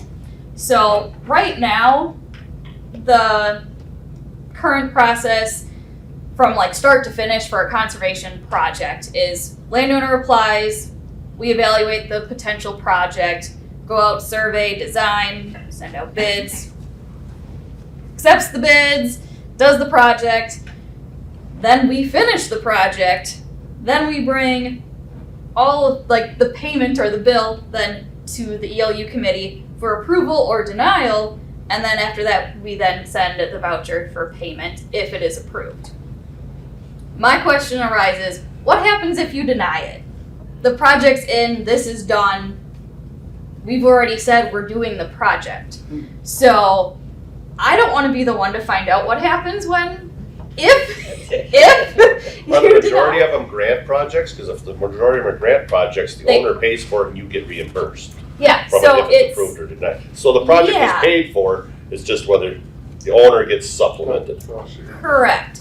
So my thought process is maybe we should have the ELU committee involved up front. Do you want to see these types of projects going in on the landscape? I did talk to DACAP and DNR about, does committee need to be involved at all? I mean, it was just a question I brought up, and it is in for DACAP funds that the committee should be involved in the planning process. I do That believe is- that making this change makes a lot of That sense. is what is stated. It does not require the committee say, yes, you can pay $6,231. It doesn't say, yes, you have to, the committee has to approve Joe Schmo to install this project. It just says the committee should be involved in a planning process. This is grant funds, so we have already applied for the grants, accepted the grants, and done all that. So the money process is we already have the funds. We're already utilizing those. So my proposed one is more bringing you guys up front and saying, okay, we get an application, we evaluate it, we start in the like surveying, maybe the design process, and that's when I would bring it to you guys and say, hey, these are the projects that we're hoping to bid out and utilize this year. Are these the types of projects that we want to be installing as a committee or as a department as a whole? Because if there's something that doesn't really make sense to you guys to be installing, and I can describe more of that, then we shouldn't be focused on that. You know, I think, you know, I have ideas of what the department should do as far as projects, but I also want to make sure that's aligning and having discussions on what you guys want to see as I well. think that would be a good idea because I know when I talked to one township, they had a question on why, say a feed storage area was located where it is. Yep. Should have been moved or, because it actually damaged their road or whatever, so Yeah. they're. So so that's yeah, why I'm upfront would proposing be- this. I'm also got a couple, I don't want to say complaints, but we'll just call them that, from contractors. Why do I have to wait so long when I submit a bill? Because I have to wait for committee, and then if the billing cycle is another 2 weeks, if they submitted it the day after committee, they now have to wait almost 2 months to be paid, which, So as Corp Council, do we need to approve money even though it's grant money to be paid out? Oh, I think it's something that we should probably look forward to. What Haley is proposing makes a lot of sense. And there are multiple layers there that maybe we need to just take a look at and tighten up and go forward with. Well, I assume there's a lot of paperwork that gotta go with the grant, not just us authorizing it. I mean, it's gotta be approved by somebody to, correct. for us to even authorize that. Yeah. So, I mean, that's the stipulations of grant. application and grant acceptance at the very beginning of the year. Yep. So right now, we're actually accepting funds from DACAP January 1st. Starting January 1st, we can start utilizing those funds. I guess I would just be interested in, so we get, through the grant request, we get Mhm. allocated a certain dollar amount. Correct. Is it first come, first serve as to how we decide what projects are going to be worked on, or how, like? Yeah, great question. So right now, we accept applications throughout the whole year. And then usually so I'm gonna start from, starting in 24. So we're gonna start looking at projects for 24. We started actually looking at projects in, say, September, October of 23, so that we can start getting things surveyed and getting design work done in the winter months, so that we can bid it out then in the spring, so that projects can go in the summer. So we don't do like a first come, first serve. It's more we get all the applications, start looking at those in September. If one comes in, say in November, we haven't had an issue of not having enough funds for all the projects that we have, because we aren't getting hundreds of applications. So like this year we have like 5 projects, which is going to utilize essentially almost all of our funds, but we still have a cushion just in case of change orders. So we haven't had the issue since I've been here of having more projects than money. It's been the usual other way around of having more money than projects. So we also rank them into saying, okay, what is going to be the best, essentially the best bang for our buck? So what is the high impact, low cost practices?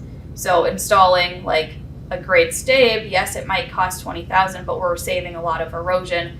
Doing a upfront project or an upstream project so that we don't have to do 7 different stream banks, we're eliminating a lot of the cause of it and not just Band-Aids. Couple of questions. Mhm. One, in what scenario could you see the payment getting denied? I don't see it. Yeah. But I also don't want to find out if, someone doesn't like the landowner, and then, that you should be impartial. But if you are maybe saying, oh, well, we shouldn't be putting in manure storages. And then the committee says, oh yeah, no, that goes against, they didn't get a conditional use permit, then we could potentially deny it or something like that. That's a very extreme example. But it could happen. It could. I don't see it happening, but I also want to be the one to find out. Well, yeah, and then with that, what's the communication like where they know that there's not going to be payment until this is approved by the committee? I have discussions up front with the contractor, the landowner, about this is the process that the county goes through, because I don't like having surprises or having contractors frustrated with me, well, what's the issue? So I say it has to be approved or denied by committee. It could be denied. I don't see that happening. However, there is the possibility. So I do have those open communications, and a lot of them are like, why do they have to approve it? Other counties, I hand the bill and I get paid in 2 days. And that was my other question. How do other counties handle this, yep. Yeah. So a lot of them are, they bring just a list of projects that they want to do, not even like landowners say, this year we want to focus on well abandonment, manure storage closure, and grass waterways. And then the committee say, yep, go for it. You won't even, some of them don't even know landowners, some of them don't know where they're located. Kind of depends on each county and how involved the committee would like to be or not like to be. So. Becky, do you have a comment or question? Yeah, I was just gonna say, like, in my experience at least, the program, like this committee would oversee and you would approve up front so that you would know the program first off, so you know like what are the rules behind the grant funds and all of those things, right?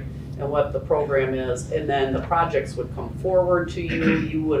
You would like them or not, or ask for changes, and then you would approve the grant funds up front for that program or that project. And then they are responsible to make sure that everything gets laid out exactly as you have stated, and that then they are already approved, and then the funds are given when they deem that the project is completed to your standards, right? And so then there isn't that coming afterwards and not knowing if the project is done, so yeah.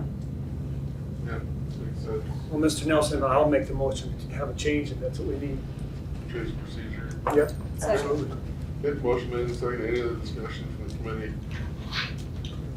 Hearing none, all in favor? Just a question. Oh. Is what was presented to us, is that what we're approving in that form? That's Or what for I- more research with That was the way I took the corporate motion, counsel, but I could be wrong. administrator to make sure that this is what we want and need? I think the question is, was there other things you thought needed to happen before we could approve this change? No, and I'm not sure, is it in the shared packet? Yes. Yeah. Okay. It's right here. Cost share process, I think It's is right what up it's top. called. Yep, it's right there, second one down, yep, So we'd be changing from the top to to the the bottom. an A. And I'll make some motion to do that, if Absolutely. that's the question. Yep. Okay, so motion made and seconded. We'll give Susan just a minute to consider if there's. While we're doing that, I have something I forgot to do before. I'd like to take a moment here and recognize Mr. Mark Carlson for 30 years of service. Last month, he wasn't here. Right? Much appreciated. All right, well, thank you. Thank you, sir. Thank you, Kellen. That is really impressive. Perfect. 30 years of pain and suffering. And he's still here. Yep. That was a silly certificate. Well, thank you. Yes, thank you. So, The only thing that I would recommend, kind of combining what Haley had mentioned as well as Rebecca, perhaps it's a broader denial versus a specific project denial, somehow removing like the identifying information. So we kind of mitigate the possibility that, we don't like this person, or Sure, some of the projects are brought forward, it's just the project, not exactly. the project owner or person, landowner. Would you like to see something rolled up before we move forward on this, and then we can make the motion to do it, or I don't know. what would we, This or just is make that the time of change? year where it'd be kind of nice to. I mean, we would Let's probably be just seeing these in April or March. Probably March So, would be before if I we get to the wait, point Let's of get it getting done. out. I gotta get it. Kind of. I think we can move forward, right? I think, Yeah. Okay, let's do it. We can do this, and then we can add this on the agenda for some point during the course of the year, Yep. and really look into it a little bit Well, more, especially with time. Not to discriminate it, but I mean, an older farmer wanted a barnyard, say improvement or whatever, and he's not gonna be, I mean, is that the wisest choice of those dollars at that time, whether we rely on you or the committee to make that, Mm-hmm. I mean, grass waterways, that's improvement for everybody. It don't matter that a transfer, but, Yeah. if that farm would be sold. And the barnyard not used.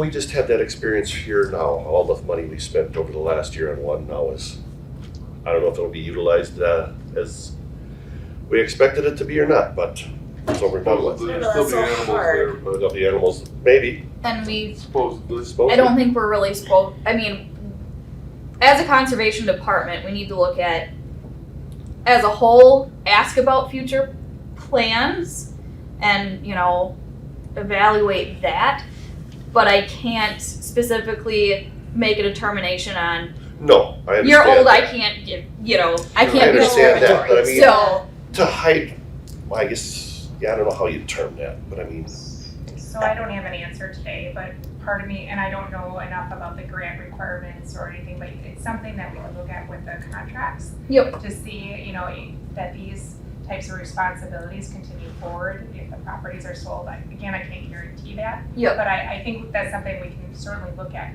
well, I know back in the 80s when all the barnyards were put in or whatever, there was a lot of them put in or whatever, and in less than 5 years, some of them sold out just because they were, it was just the time in life or whatever happened, but yeah. There is Well, the we can't operation and control that. maintenance agreement for 10 years Okay. on our projects. okay, that's. So they do have to maintain them.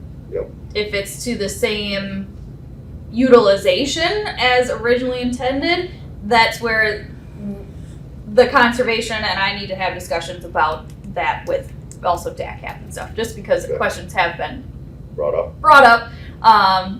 But yes, there is the operation and maintenance that is signed by the landowner, and that is with the land. So if the land is sold, the new landowner does have to have the operation and maintenance. So there is that part of the contract as well. Okay, we have a motion on the floor, table. Second. Okay, all in favor, say aye. Aye. Opposed?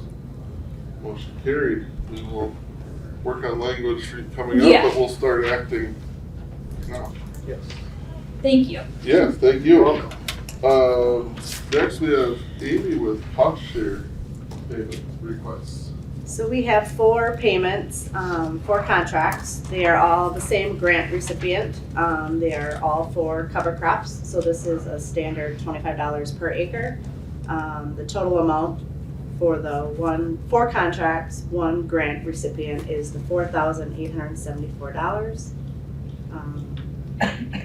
4 different landowners, same grant recipient. So I don't understand how that works. It's all rented land. Rented land. Okay, now that makes sense. Yeah. Huh? Okay.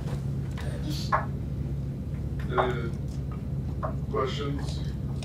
Does this fall in the same kind of category as? Yes. This is So this would be, This is exactly yeah, what we're talking about. So in the because- previous.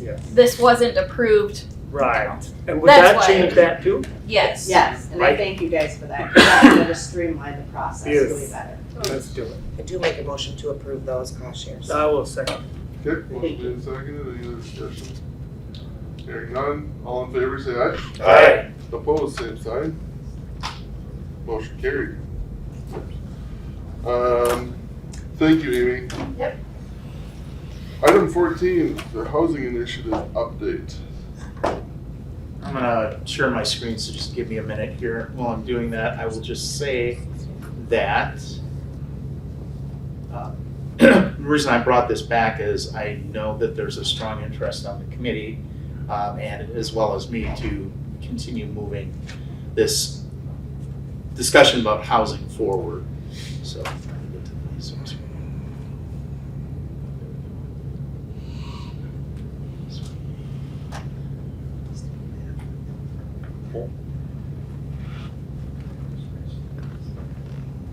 So what I did for this morning is I did put together just kind of a quick PowerPoint here to kind of summarize, the discussions, some of the discussions that have been had up to this point. I'm trying to go full screen here.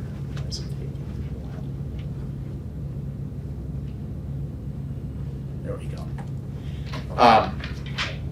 So why are we talking about housing in the first place? Because I think, the goal is really obvious. We want to increase the housing opportunities in the county, expand choices, single family, multifamily, senior housing, housing for individuals with disabilities. I think there should be a desire to increase housing affordability, and affordable housing is sort of defined as no more than 30% of your household income. We want to retain current residents in our county by making sure that there's housing options. And we want to attract new residents to the county. As an aside, I will tell you one of the most frustrating parts about my sort of split job with tourism and economic development right now is we have a strong case to sell, to people like come visit Trempealeau County. But if somebody wants to like stay and live here, it's really hard. And then the final reason that we really should want to be tackling housing is to support the workforce needs of area employers. As I go out and talk to businesses on my retention and expansion visits, everybody's got unfilled jobs. I mean, at Ashley, it's probably 500 jobs. At Pilgrim, it's probably 200-300 jobs. And those are jobs that could be filled, by new people living in the county if only we had the place for them to live. Okay, thanks. There we go. So what are some of the barriers? This is sort of what Mike kind of started working on. And, it's a little unclear how far we got with that. But, these are some of the issues that you can look at, in terms of barriers. Land use and zoning issues like housing density, lot sizes, height limits. Some, probably not a restriction here, but some communities have a restriction on how high you can go with a structure, and that, potentially limits what you can do on a fixed parcel of land. No, who sets that? Is it the fire department, insurance companies? Because I mean, It's local governments. Well, it does. It does pertain to like, can you for fire service? I mean, that would be. Yeah, if you don't have a ladder truck, you can reach a 5-story building. Right, so that's why I asked that question, because I didn't know what. I mean, is there a building in Trumbull County that's over 3 stories now? No, in Whitehall, I think, is the only one with a ladder truck. I think Los Osseo got one. Silos, that's about it. Blair's got a ladder truck? Okay. Arcadia does, Galesville does. So we've kind of talked a little bit about accessory dwelling units, and then there's any number of other things you could look at. I just want to highlight these. Infrastructure is usually a pretty big barrier. It requires costly upfront investment, put in roads, sewer, water for municipal housing developments. Some of the other barriers, let's just be honest, sometimes there's city-town conflicts. Some of the best, some good options for housing in terms of more density on a fixed amount of land might be in a municipality through annexation, but we all know that that's a really sensitive spot. Public opposition, NIMBY, not my backyard. People get in a neighborhood or get in a community and they really like it. They don't want to see change. Affordable housing, public housing stigma. Those are, potential. If somebody hears affordable housing, they right away might go to some image that is not positive in their minds. The other big barrier is you got to have willing builders, developers. Number of builders in the area might be limited. I think that's kind of what we're looking at sometimes here. Developers do prefer projects that are shovel ready. And then the final one, which I kind of bolded, is developers want to know what the housing need and potential profit might be in the community. And I've put in here, is the juice worth the squeeze? If they're going to come into a community and do housing project or housing projects, is it going to be worth their while? Can they get the financing? Can they make that commitment? What's the payoff going to be and how long is it going to take? So there are some opportunities in terms of housing in Trempealeau County right now. Several communities have shovel-ready lots available for building and development. One that comes to mind right on top of my head is the Wildcat subdivision in Blair. Utilities are in, lots are priced pretty reasonably, close to the high school, all that stuff. I mean, there is an Independence too. They got the right. Markham. Markham. And I think Lever Strum's got some. Strum's got 2 of them. Yeah. So that's good. New bipartisan housing legislation package that was approved during the session here, or as part of the budget process,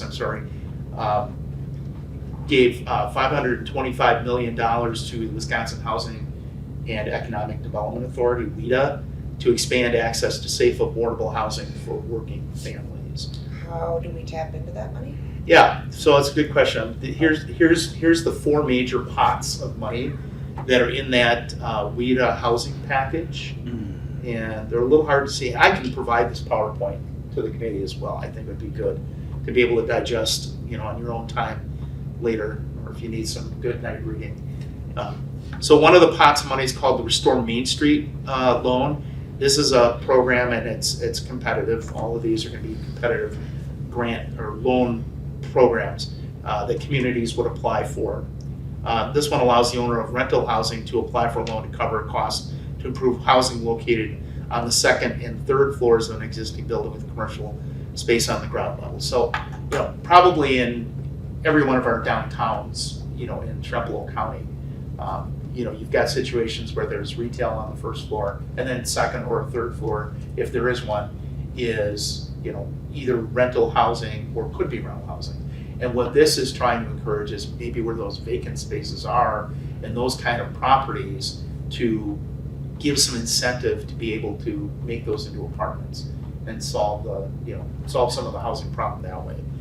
This vacancy to vitality loan program, the second one on the box on the left, allows developers to apply for a loan to cover the cost of converting vacant commercial building to workforce housing or senior housing. So, I know it sounds crazy, right? But like in Arcadia, you've got the old Shopko building, or the old, now Ashley was in it, now that's vacant.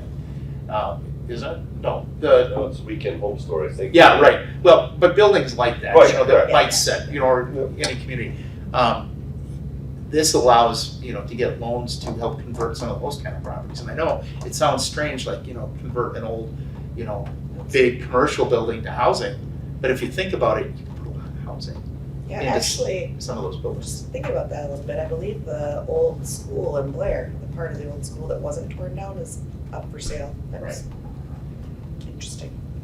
So then on the right side, there's an infrastructure access loan, and that's to help housing developers cover the cost of installing or replacing, upgrading public infrastructure related to workforce or senior housing. That's kind of an earmark. Those are costs that are frequently, this says typically, paid by the developer.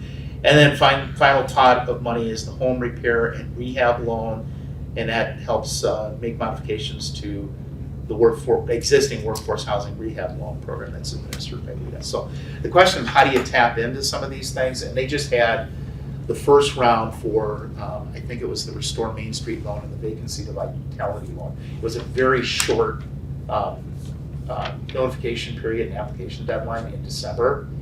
And so the first of those monies have been awarded, but for communities to apply to get, those monies to be able to loan out does require that you have a current comprehensive plan first off. And even if you're within the 10-year window for comprehensive planning, being valid, you have to have updated the housing portion of your comprehensive plan within the previous 5 years.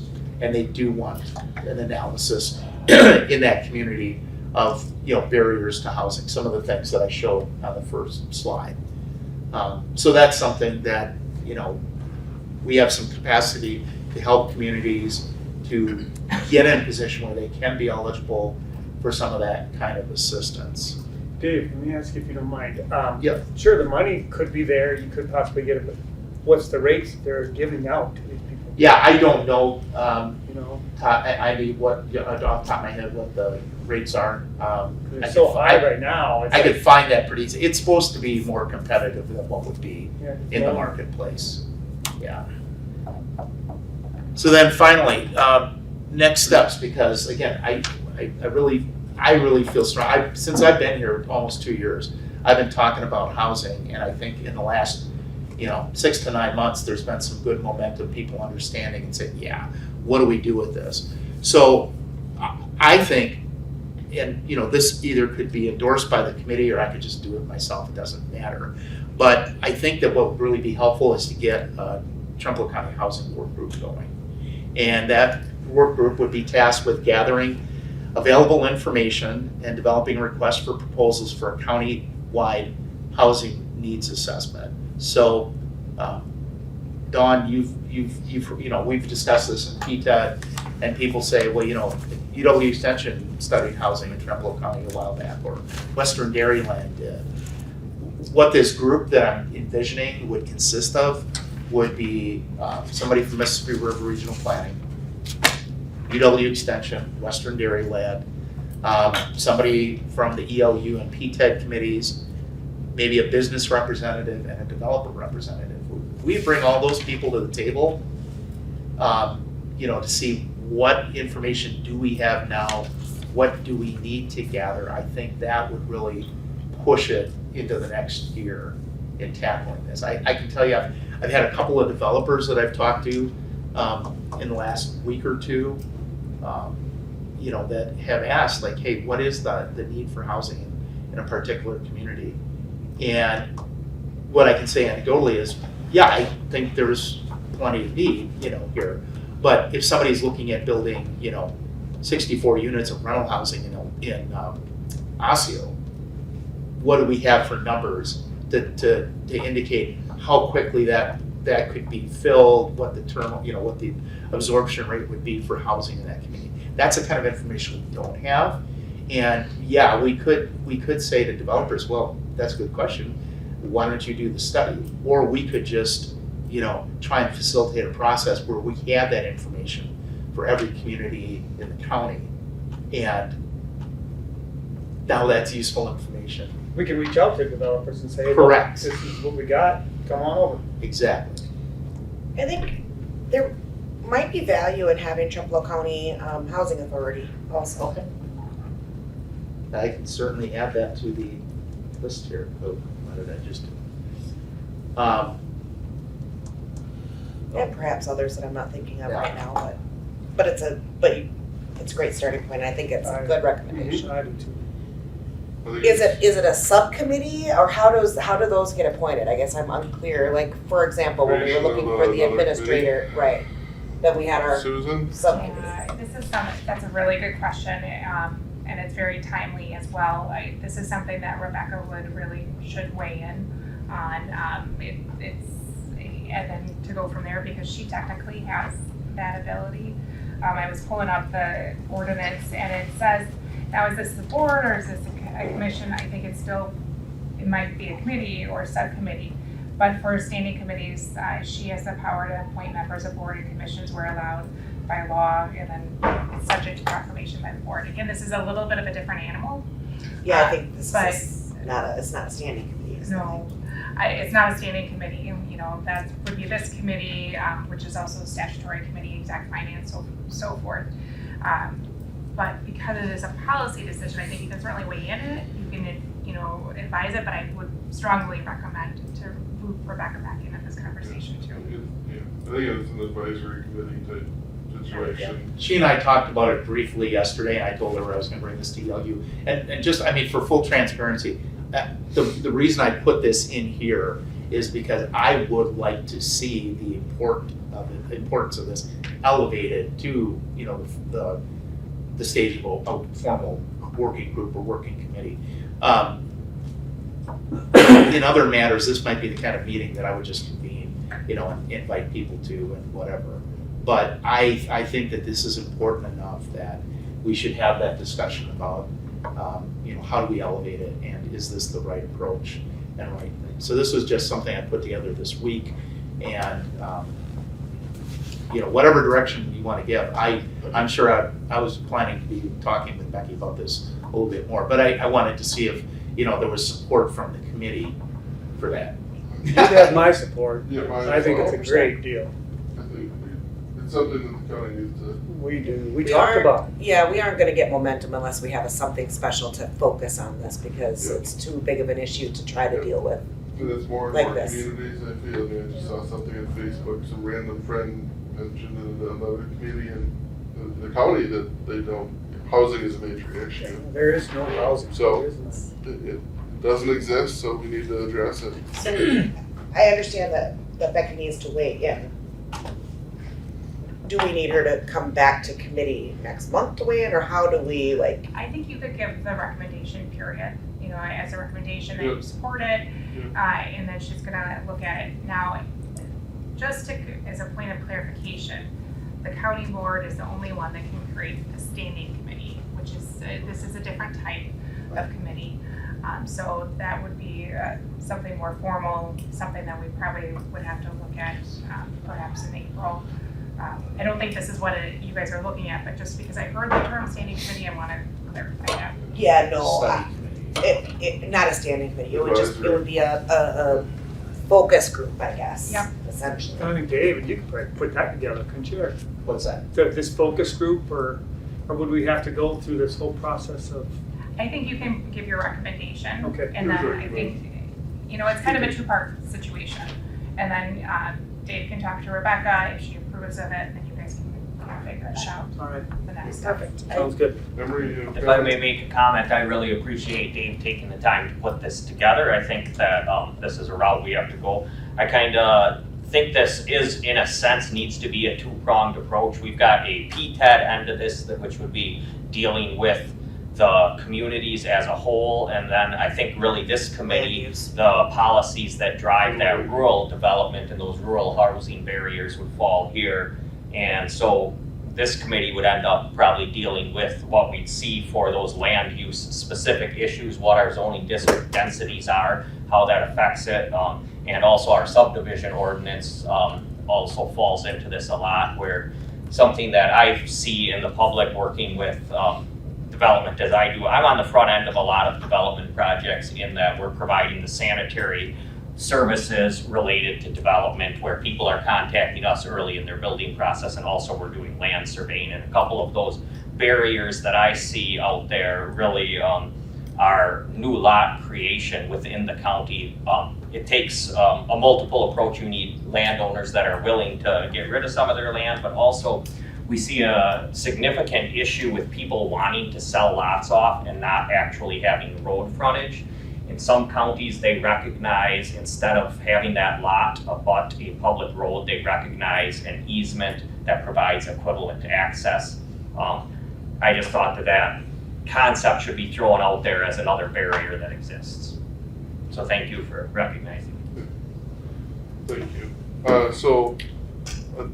As a committee, do we want to, I'd like to make a motion to Support. recommend supporting a subcommittee or special advisory housing work group, whatever we decide to call it. Second. okay, motion made, second, any other discussion on it? I think it's good work that needs to be done. So, all right, all in favor, say aye. Aye. Opposed? Motion carried. All right, I got two more agenda items for you on this. I'll try to be brief. So item 15, is that you with the new transmission line? Yeah, it is. I'll pass this up. I think I made enough. So you may have heard that Dairyland Power Cooperative is in the early stages of planning a new 345 kilovolt transmission line between Alma and Blair. There's also another one. From Blair to Altoona to Whitby to Sheldon. Who's Yeah. on that one? Is that Dairyland too? That's the XLs. Yeah, so this is just, I just put the Dairyland one on for this. So a couple of public involvement meetings were held last week. The handout I gave you, and I apologize, I thought I was making this in color. So I'm gonna bring up the map on the screen here.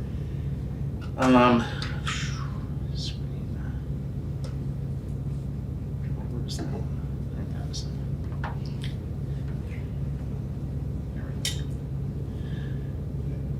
People found out that XL number's 9.5 million. Eligible for the county out of that one. Half of it was for the towns. But then whether it's limiting. Too many screens open at one time. So, so over on the left, you see Alma transmission, and then over on the right, you see the Tremval substation at Blair.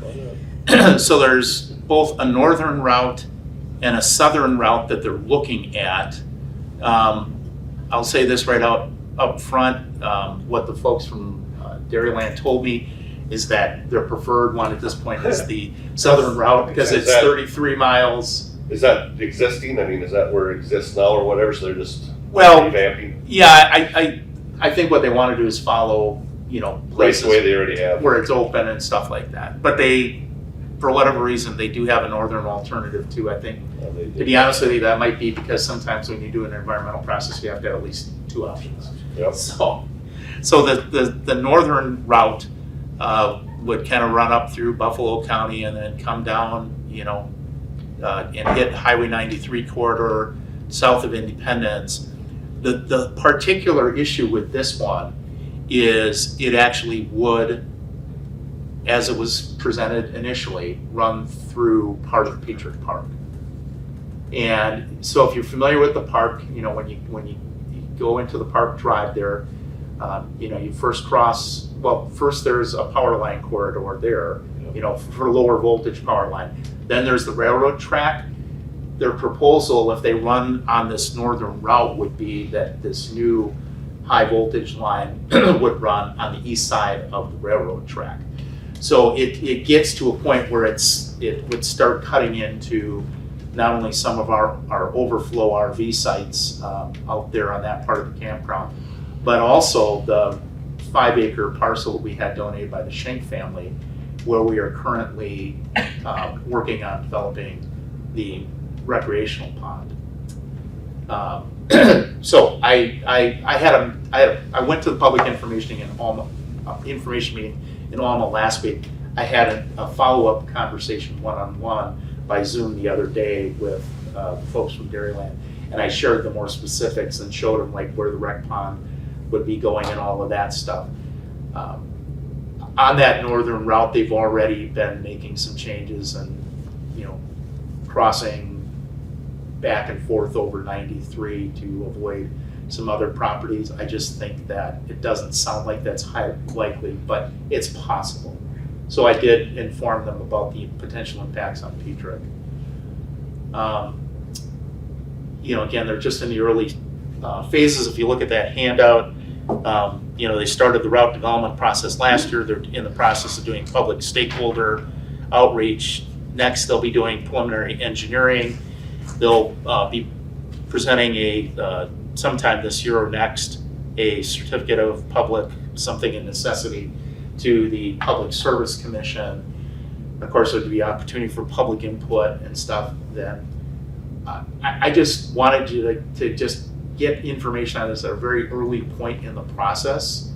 I don't know if at some point down the road the county would want to weigh in on one route or another, or even if we're able to do that. I would assume we are, but that would be Susan's question. It's too early to do any of that right now, I think. Or maybe not. It's just, I wanted to put it in front of you. The other question I did ask the folks at Dairyland about was, and this is timely because we've discussed this before, was whether there were going to be any environmental impact payments from this, like there were for the CapEx project. And the answer to the question is yes, but they just don't have any idea what it would be yet. It's going to depend on what the route is, where it goes, all of that stuff. I think I understand that if they take the preferred route, the southern route, yeah, it's going to follow an existing lower kilowatt power line. But when they increase the wattage there, that will increase the amount of land that they need to use to create that, right? Correct. But we don't know how much. See, with the XL one that's going north or whatever, they're gonna put the existing transmission lines on one side of the pole, so it'll be just like the CapEx line, and then new. And what I do understand with this one is that, like for instance, that northern route that would come down 93 past Patriot Park, they actually would take the existing lines that are there and move those onto the new pole. I assume the reason they took north is to hit that substation by Palama Brothers Incorporated by 121, and that is what they're trying to do, is make electrical loops. It looks like that comes out by Traverse Valley, I would say, on the south side of town. Right, by X? Yeah. They could be building a new substation there, it could. Yeah. They had more detailed mapping at the public information meetings, and I think it would be good for them to make that available online so that people can look at it, so we can maybe, in a future meeting, take a little bit more specific look. But I think this is a real good overview and indicates, what parts of the county might be affected. And for clarification, Dave, Yeah. the easterly portion of that route that's a dotted line, is that just a different graphic because it's saying that portion's Oh, different, or is no, that that's a new? Either corridor? way, that spot between Arcadia and Blur is gonna follow roughly the same. Okay, yeah, I just It wanted just- to clarify if there was something else No. that graphic meant. No, Okay, no, thank you. that's just the blue overlaid on the green, or whatever way it is. So, there's no action necessary, I just wanted to present that for information. But just, I mean, probably not, I'd like to have gotten to these meetings, but I had something else going on each time. But any conversation, will this strictly be a pass-through line? Or is there potentially going to be opportunities, say, for example, somebody along this line wants to put up a solar farm, to put into that system? Is that I believe it's just strictly a transmission pass-through? Okay. line. But see, that's what you need for solar farms, just transmission. Right.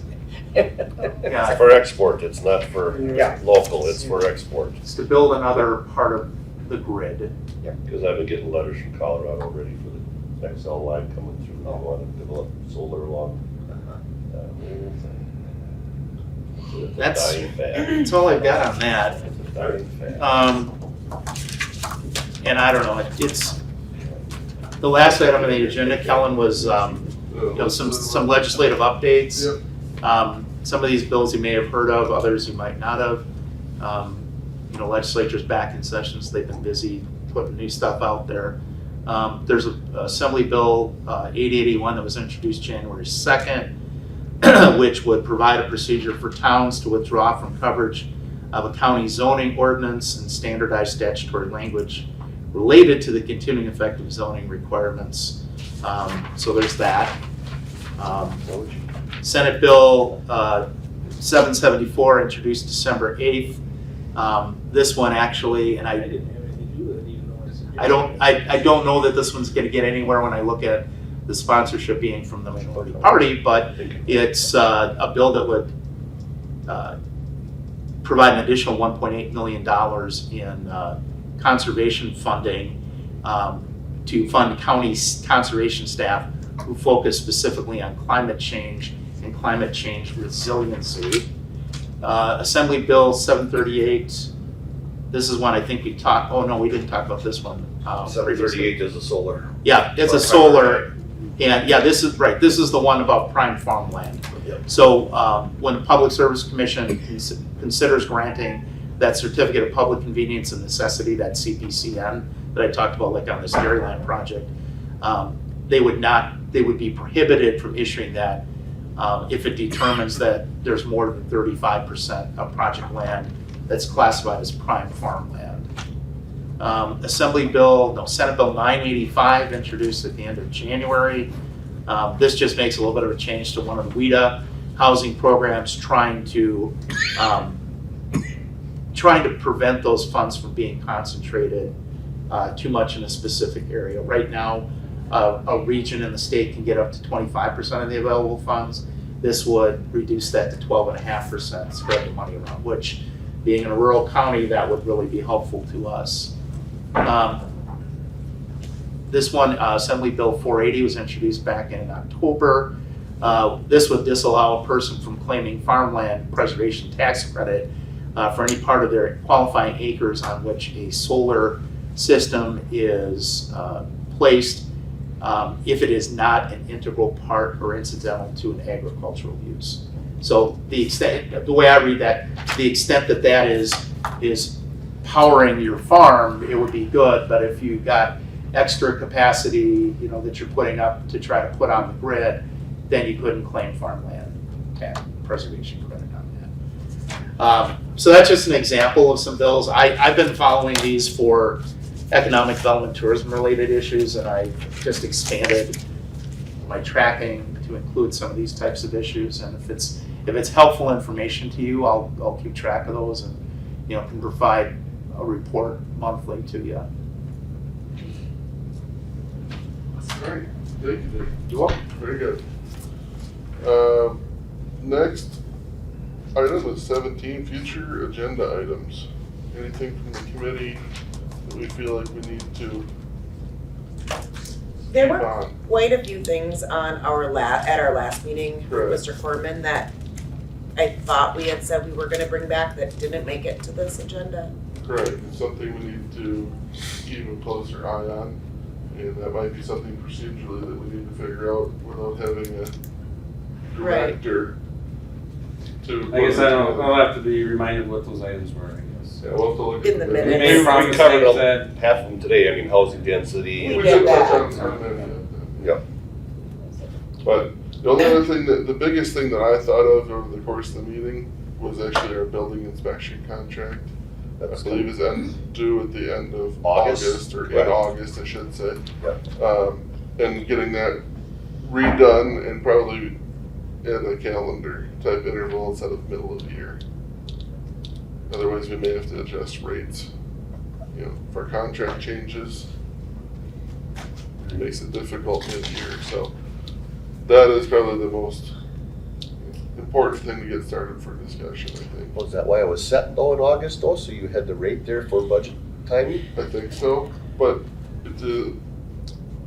we I set know our what you're budget, saying, you know what I but- mean, the intervals just don't match up Match up. very well.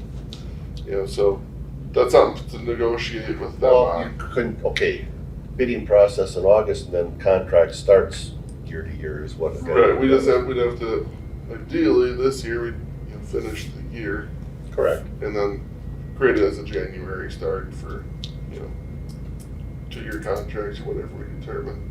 Yep. Whatever we negotiate for. But that would probably be the most important thing and to that's probably start. something that definitely have to go out, because we raised our fees for all our permits. Right. But theirs remained So- what they were. Yeah, so I'm sure there'll be some changes coming Yeah. through that way. So that's, Kyle's in every day, I mean, we could have his, I think, have his owner come up with any possible increases. I think that would be good to, Right. submit a proposal for our Earlier. consideration, and then we can go from there. Sure.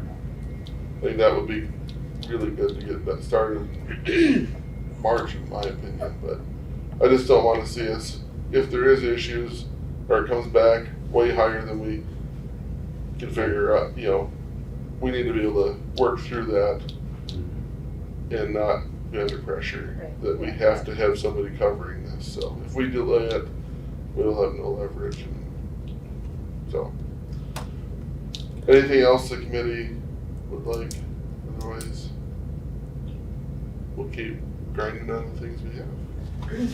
I mean, I just have to double check when Mike promised everybody, I guess, but I mean, as far as We'll revisit. some of the things I talked about would not, if we're gonna do public hearing notifications for any zoning changes, other than the town of Gale one being next month, would probably be into April. And, Well, I guess for the purposes of our housing, right? Some of the things that Mr. Corman had said that he had gone through was looking for specific ordinances and things that were potentially a barrier to I thought, housing. did he send this regulatory barrier to Trumpealeau County to everybody, or I is don't that? know if he did. He but said he was gonna, Gonna, and I he never didn't. got I it. think that was what. I mean, I got it here, I mean, I can get it to you, but I guess from a zoning standpoint, I mean, I agree with housing and all that kind of stuff, that, and hopefully the developers that are talking to you are specifically talking about village and city limits. Yeah, municipalities. Because yes. we don't wanna deal with multi, Family housing and septics and this and You know, that, and, anything else. cause we have, in our ordinance, we got single family dwelling, we got duplexes, and we actually have multifamily dwelling units that are allowed in certain zoning districts, Multifamily dwelling unit would be allowed in an R20 district, which might be a conflict if someone builds a bunch of houses in R20, and all of a sudden it's, because there's no cap on, it's 3 or more is the definition of a multifamily dwelling unit. What's saying that somebody with a 25 just wants to put one of these in the middle of an R20?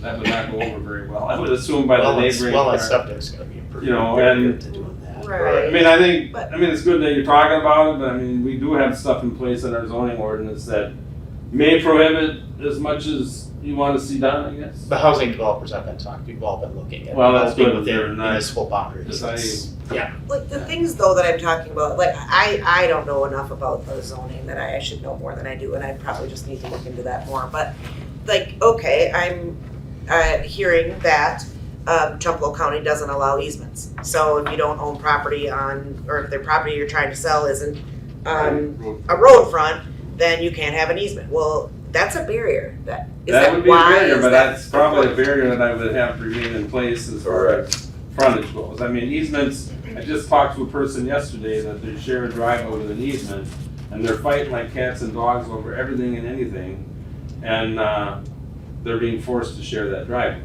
and But is there a way to That's look not at the the county's problem though either. no, it's not, but I mean, if we allow easements, it would be our problem. Yeah. So we would have to hear Not it. really. I mean, Not really, it's a civil issue, it is not a county well, they zoning call us issue. first before they call their lawyer, you know, they want answers of why it was allowed in the first place. I guess we do that in a lot of other So- counties, their subdivision ordinances allow a new lot creation with Well, I easements guess, versus. I guess road my frontage. point would be to probably leave the frontage requirement in there, but that's, Right. I'm not the one that gets to decide that. well, I think from the policy-making perspective, I'd just like to be able to have those things brought to the table. I value your input and understand your reasoning in a lot of those things, but I still think that they need to be looked at.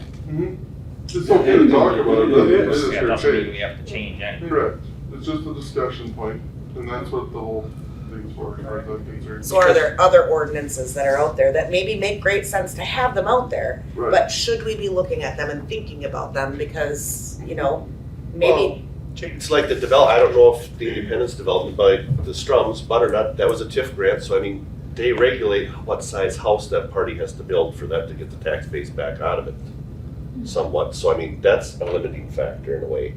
Some people don't wanna build that big a house. Maybe there that's isn't their anything we retirement. can do, right? If it's a grant-funded project, there's not much we can do on our end about that, but. No, but that's your limiting factor, I mean, Right, that's. right. So I mean, you got buildable acreage there, but yet the village or whatever is telling you, here's how many square feet you gotta build on your first floor, or we're not allowing you to build there.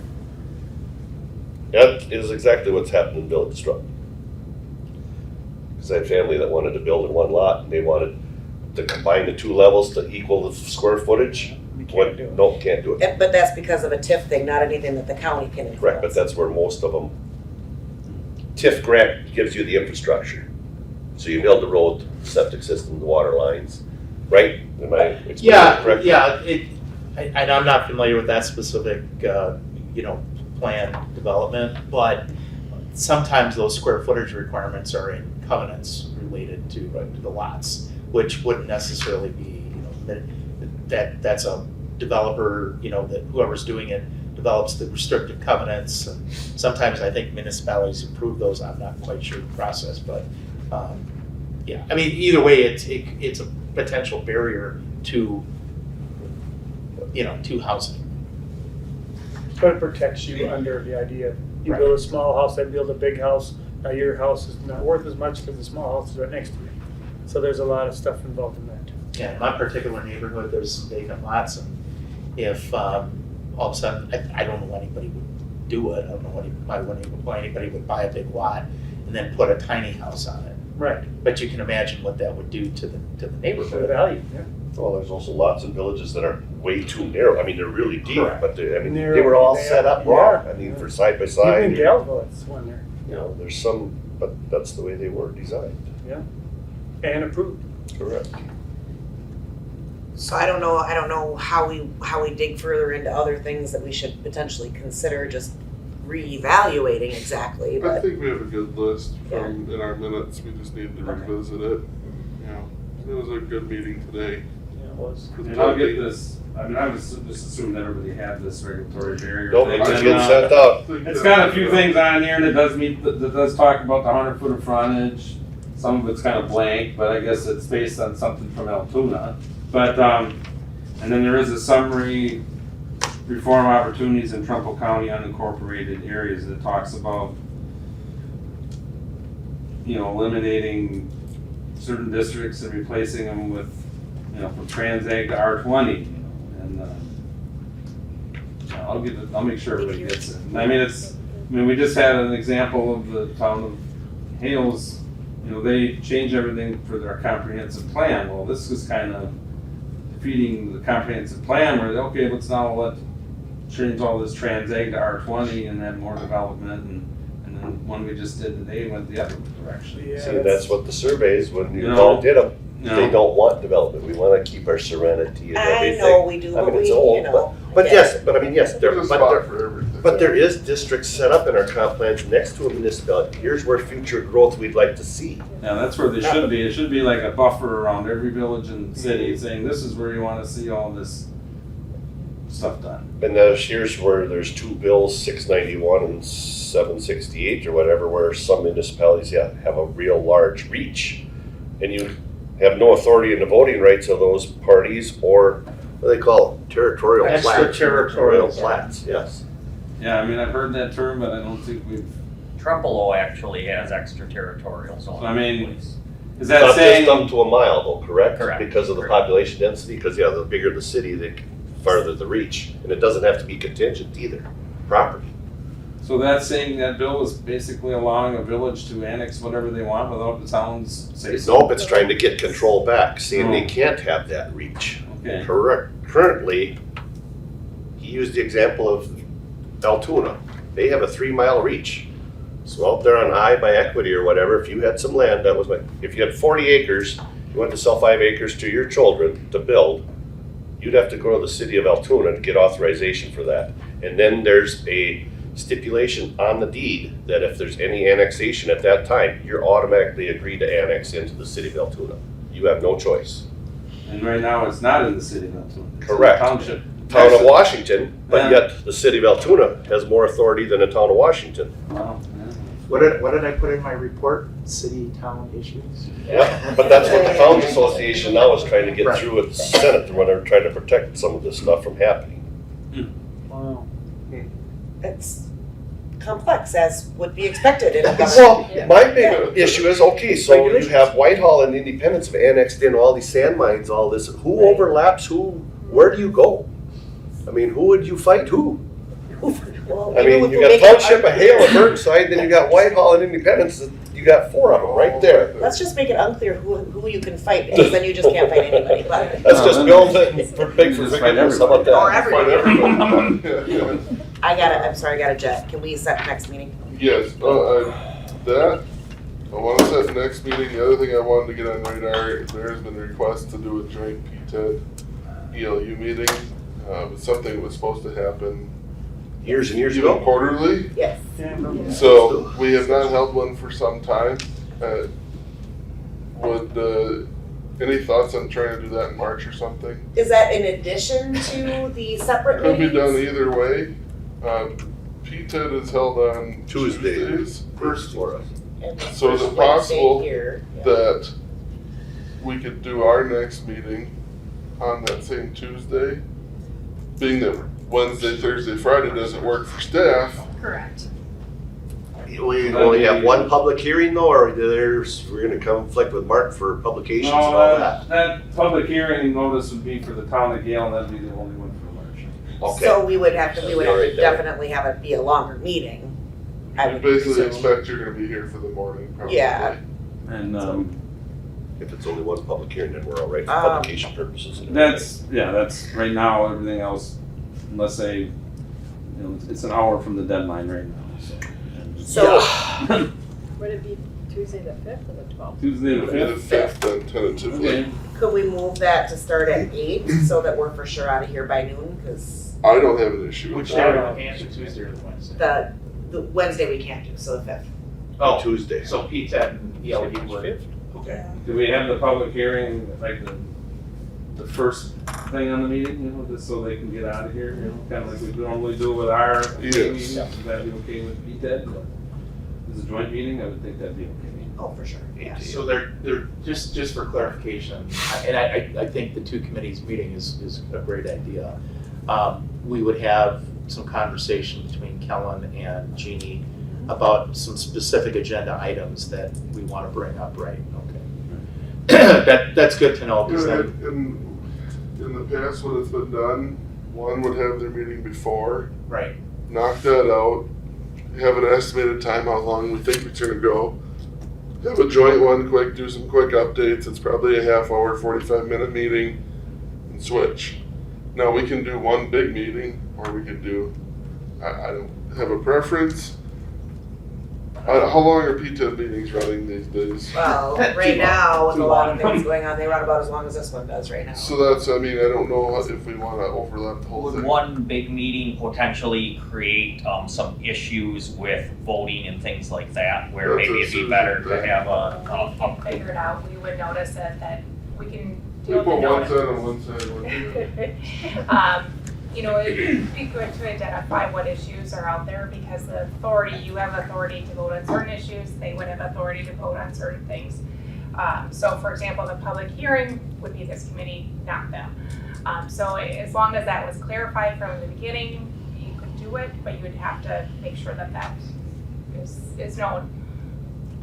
I mean, what would work best, to be honest with you, is to have a combined meeting that wasn't also doing regular business of those respective committees. And I know it's an extra meeting, That but- is kind of what I was thinking about. Oh, yeah.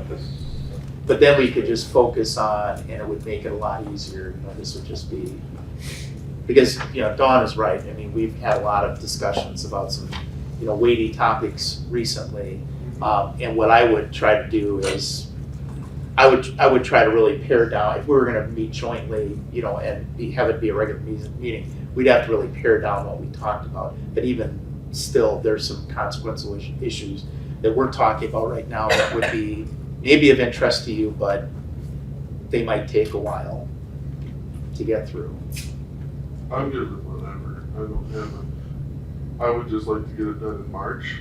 Because the further we get into the year, the busier my So schedule could we have, gets. could we have a special combined meeting like the following week Potentially. on Tuesday or Wednesday, you know, whatever might be open on the calendar? We can look at the Tuesday, the 12th is highway, so Okay. I would be out. And Dave, you're at a conference, Oh, that's right, 11th yeah, through yeah, 13th. that's not good. Later in the week that week, like Thursday would work.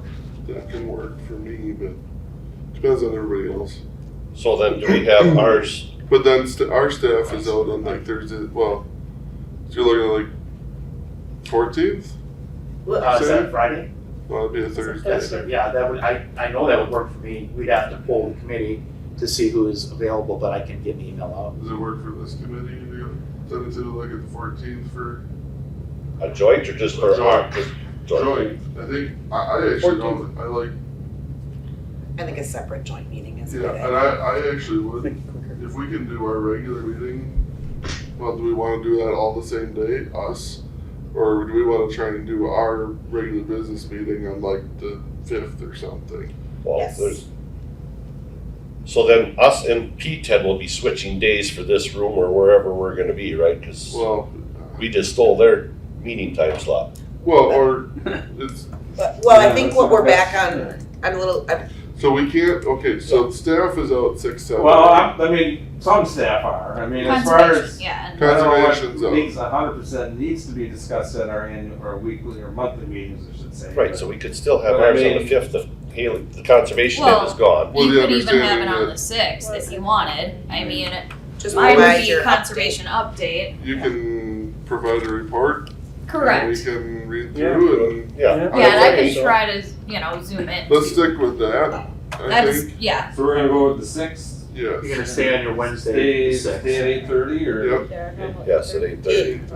We'll Is keep our there any time static. chance we could move the meeting start time up to 8 on a regular basis, or do I have to Does put that not on the matter to agenda me. for further discussion? It's up to the committee. In the past, when we tried to get it at 8 o'clock, the TV station said that was an issue. That is the but reason for not By 8 is going the to rule. 8:30 to get them time to get it up for televising the meetings. I don't know if that's still the case or Come not. in at 7:30, What's that? so then they come in at 7:30. Evidently they didn't, Then or you whatever. start getting into an overtime Overtime I issue. think. She's not gonna head At over the there. early.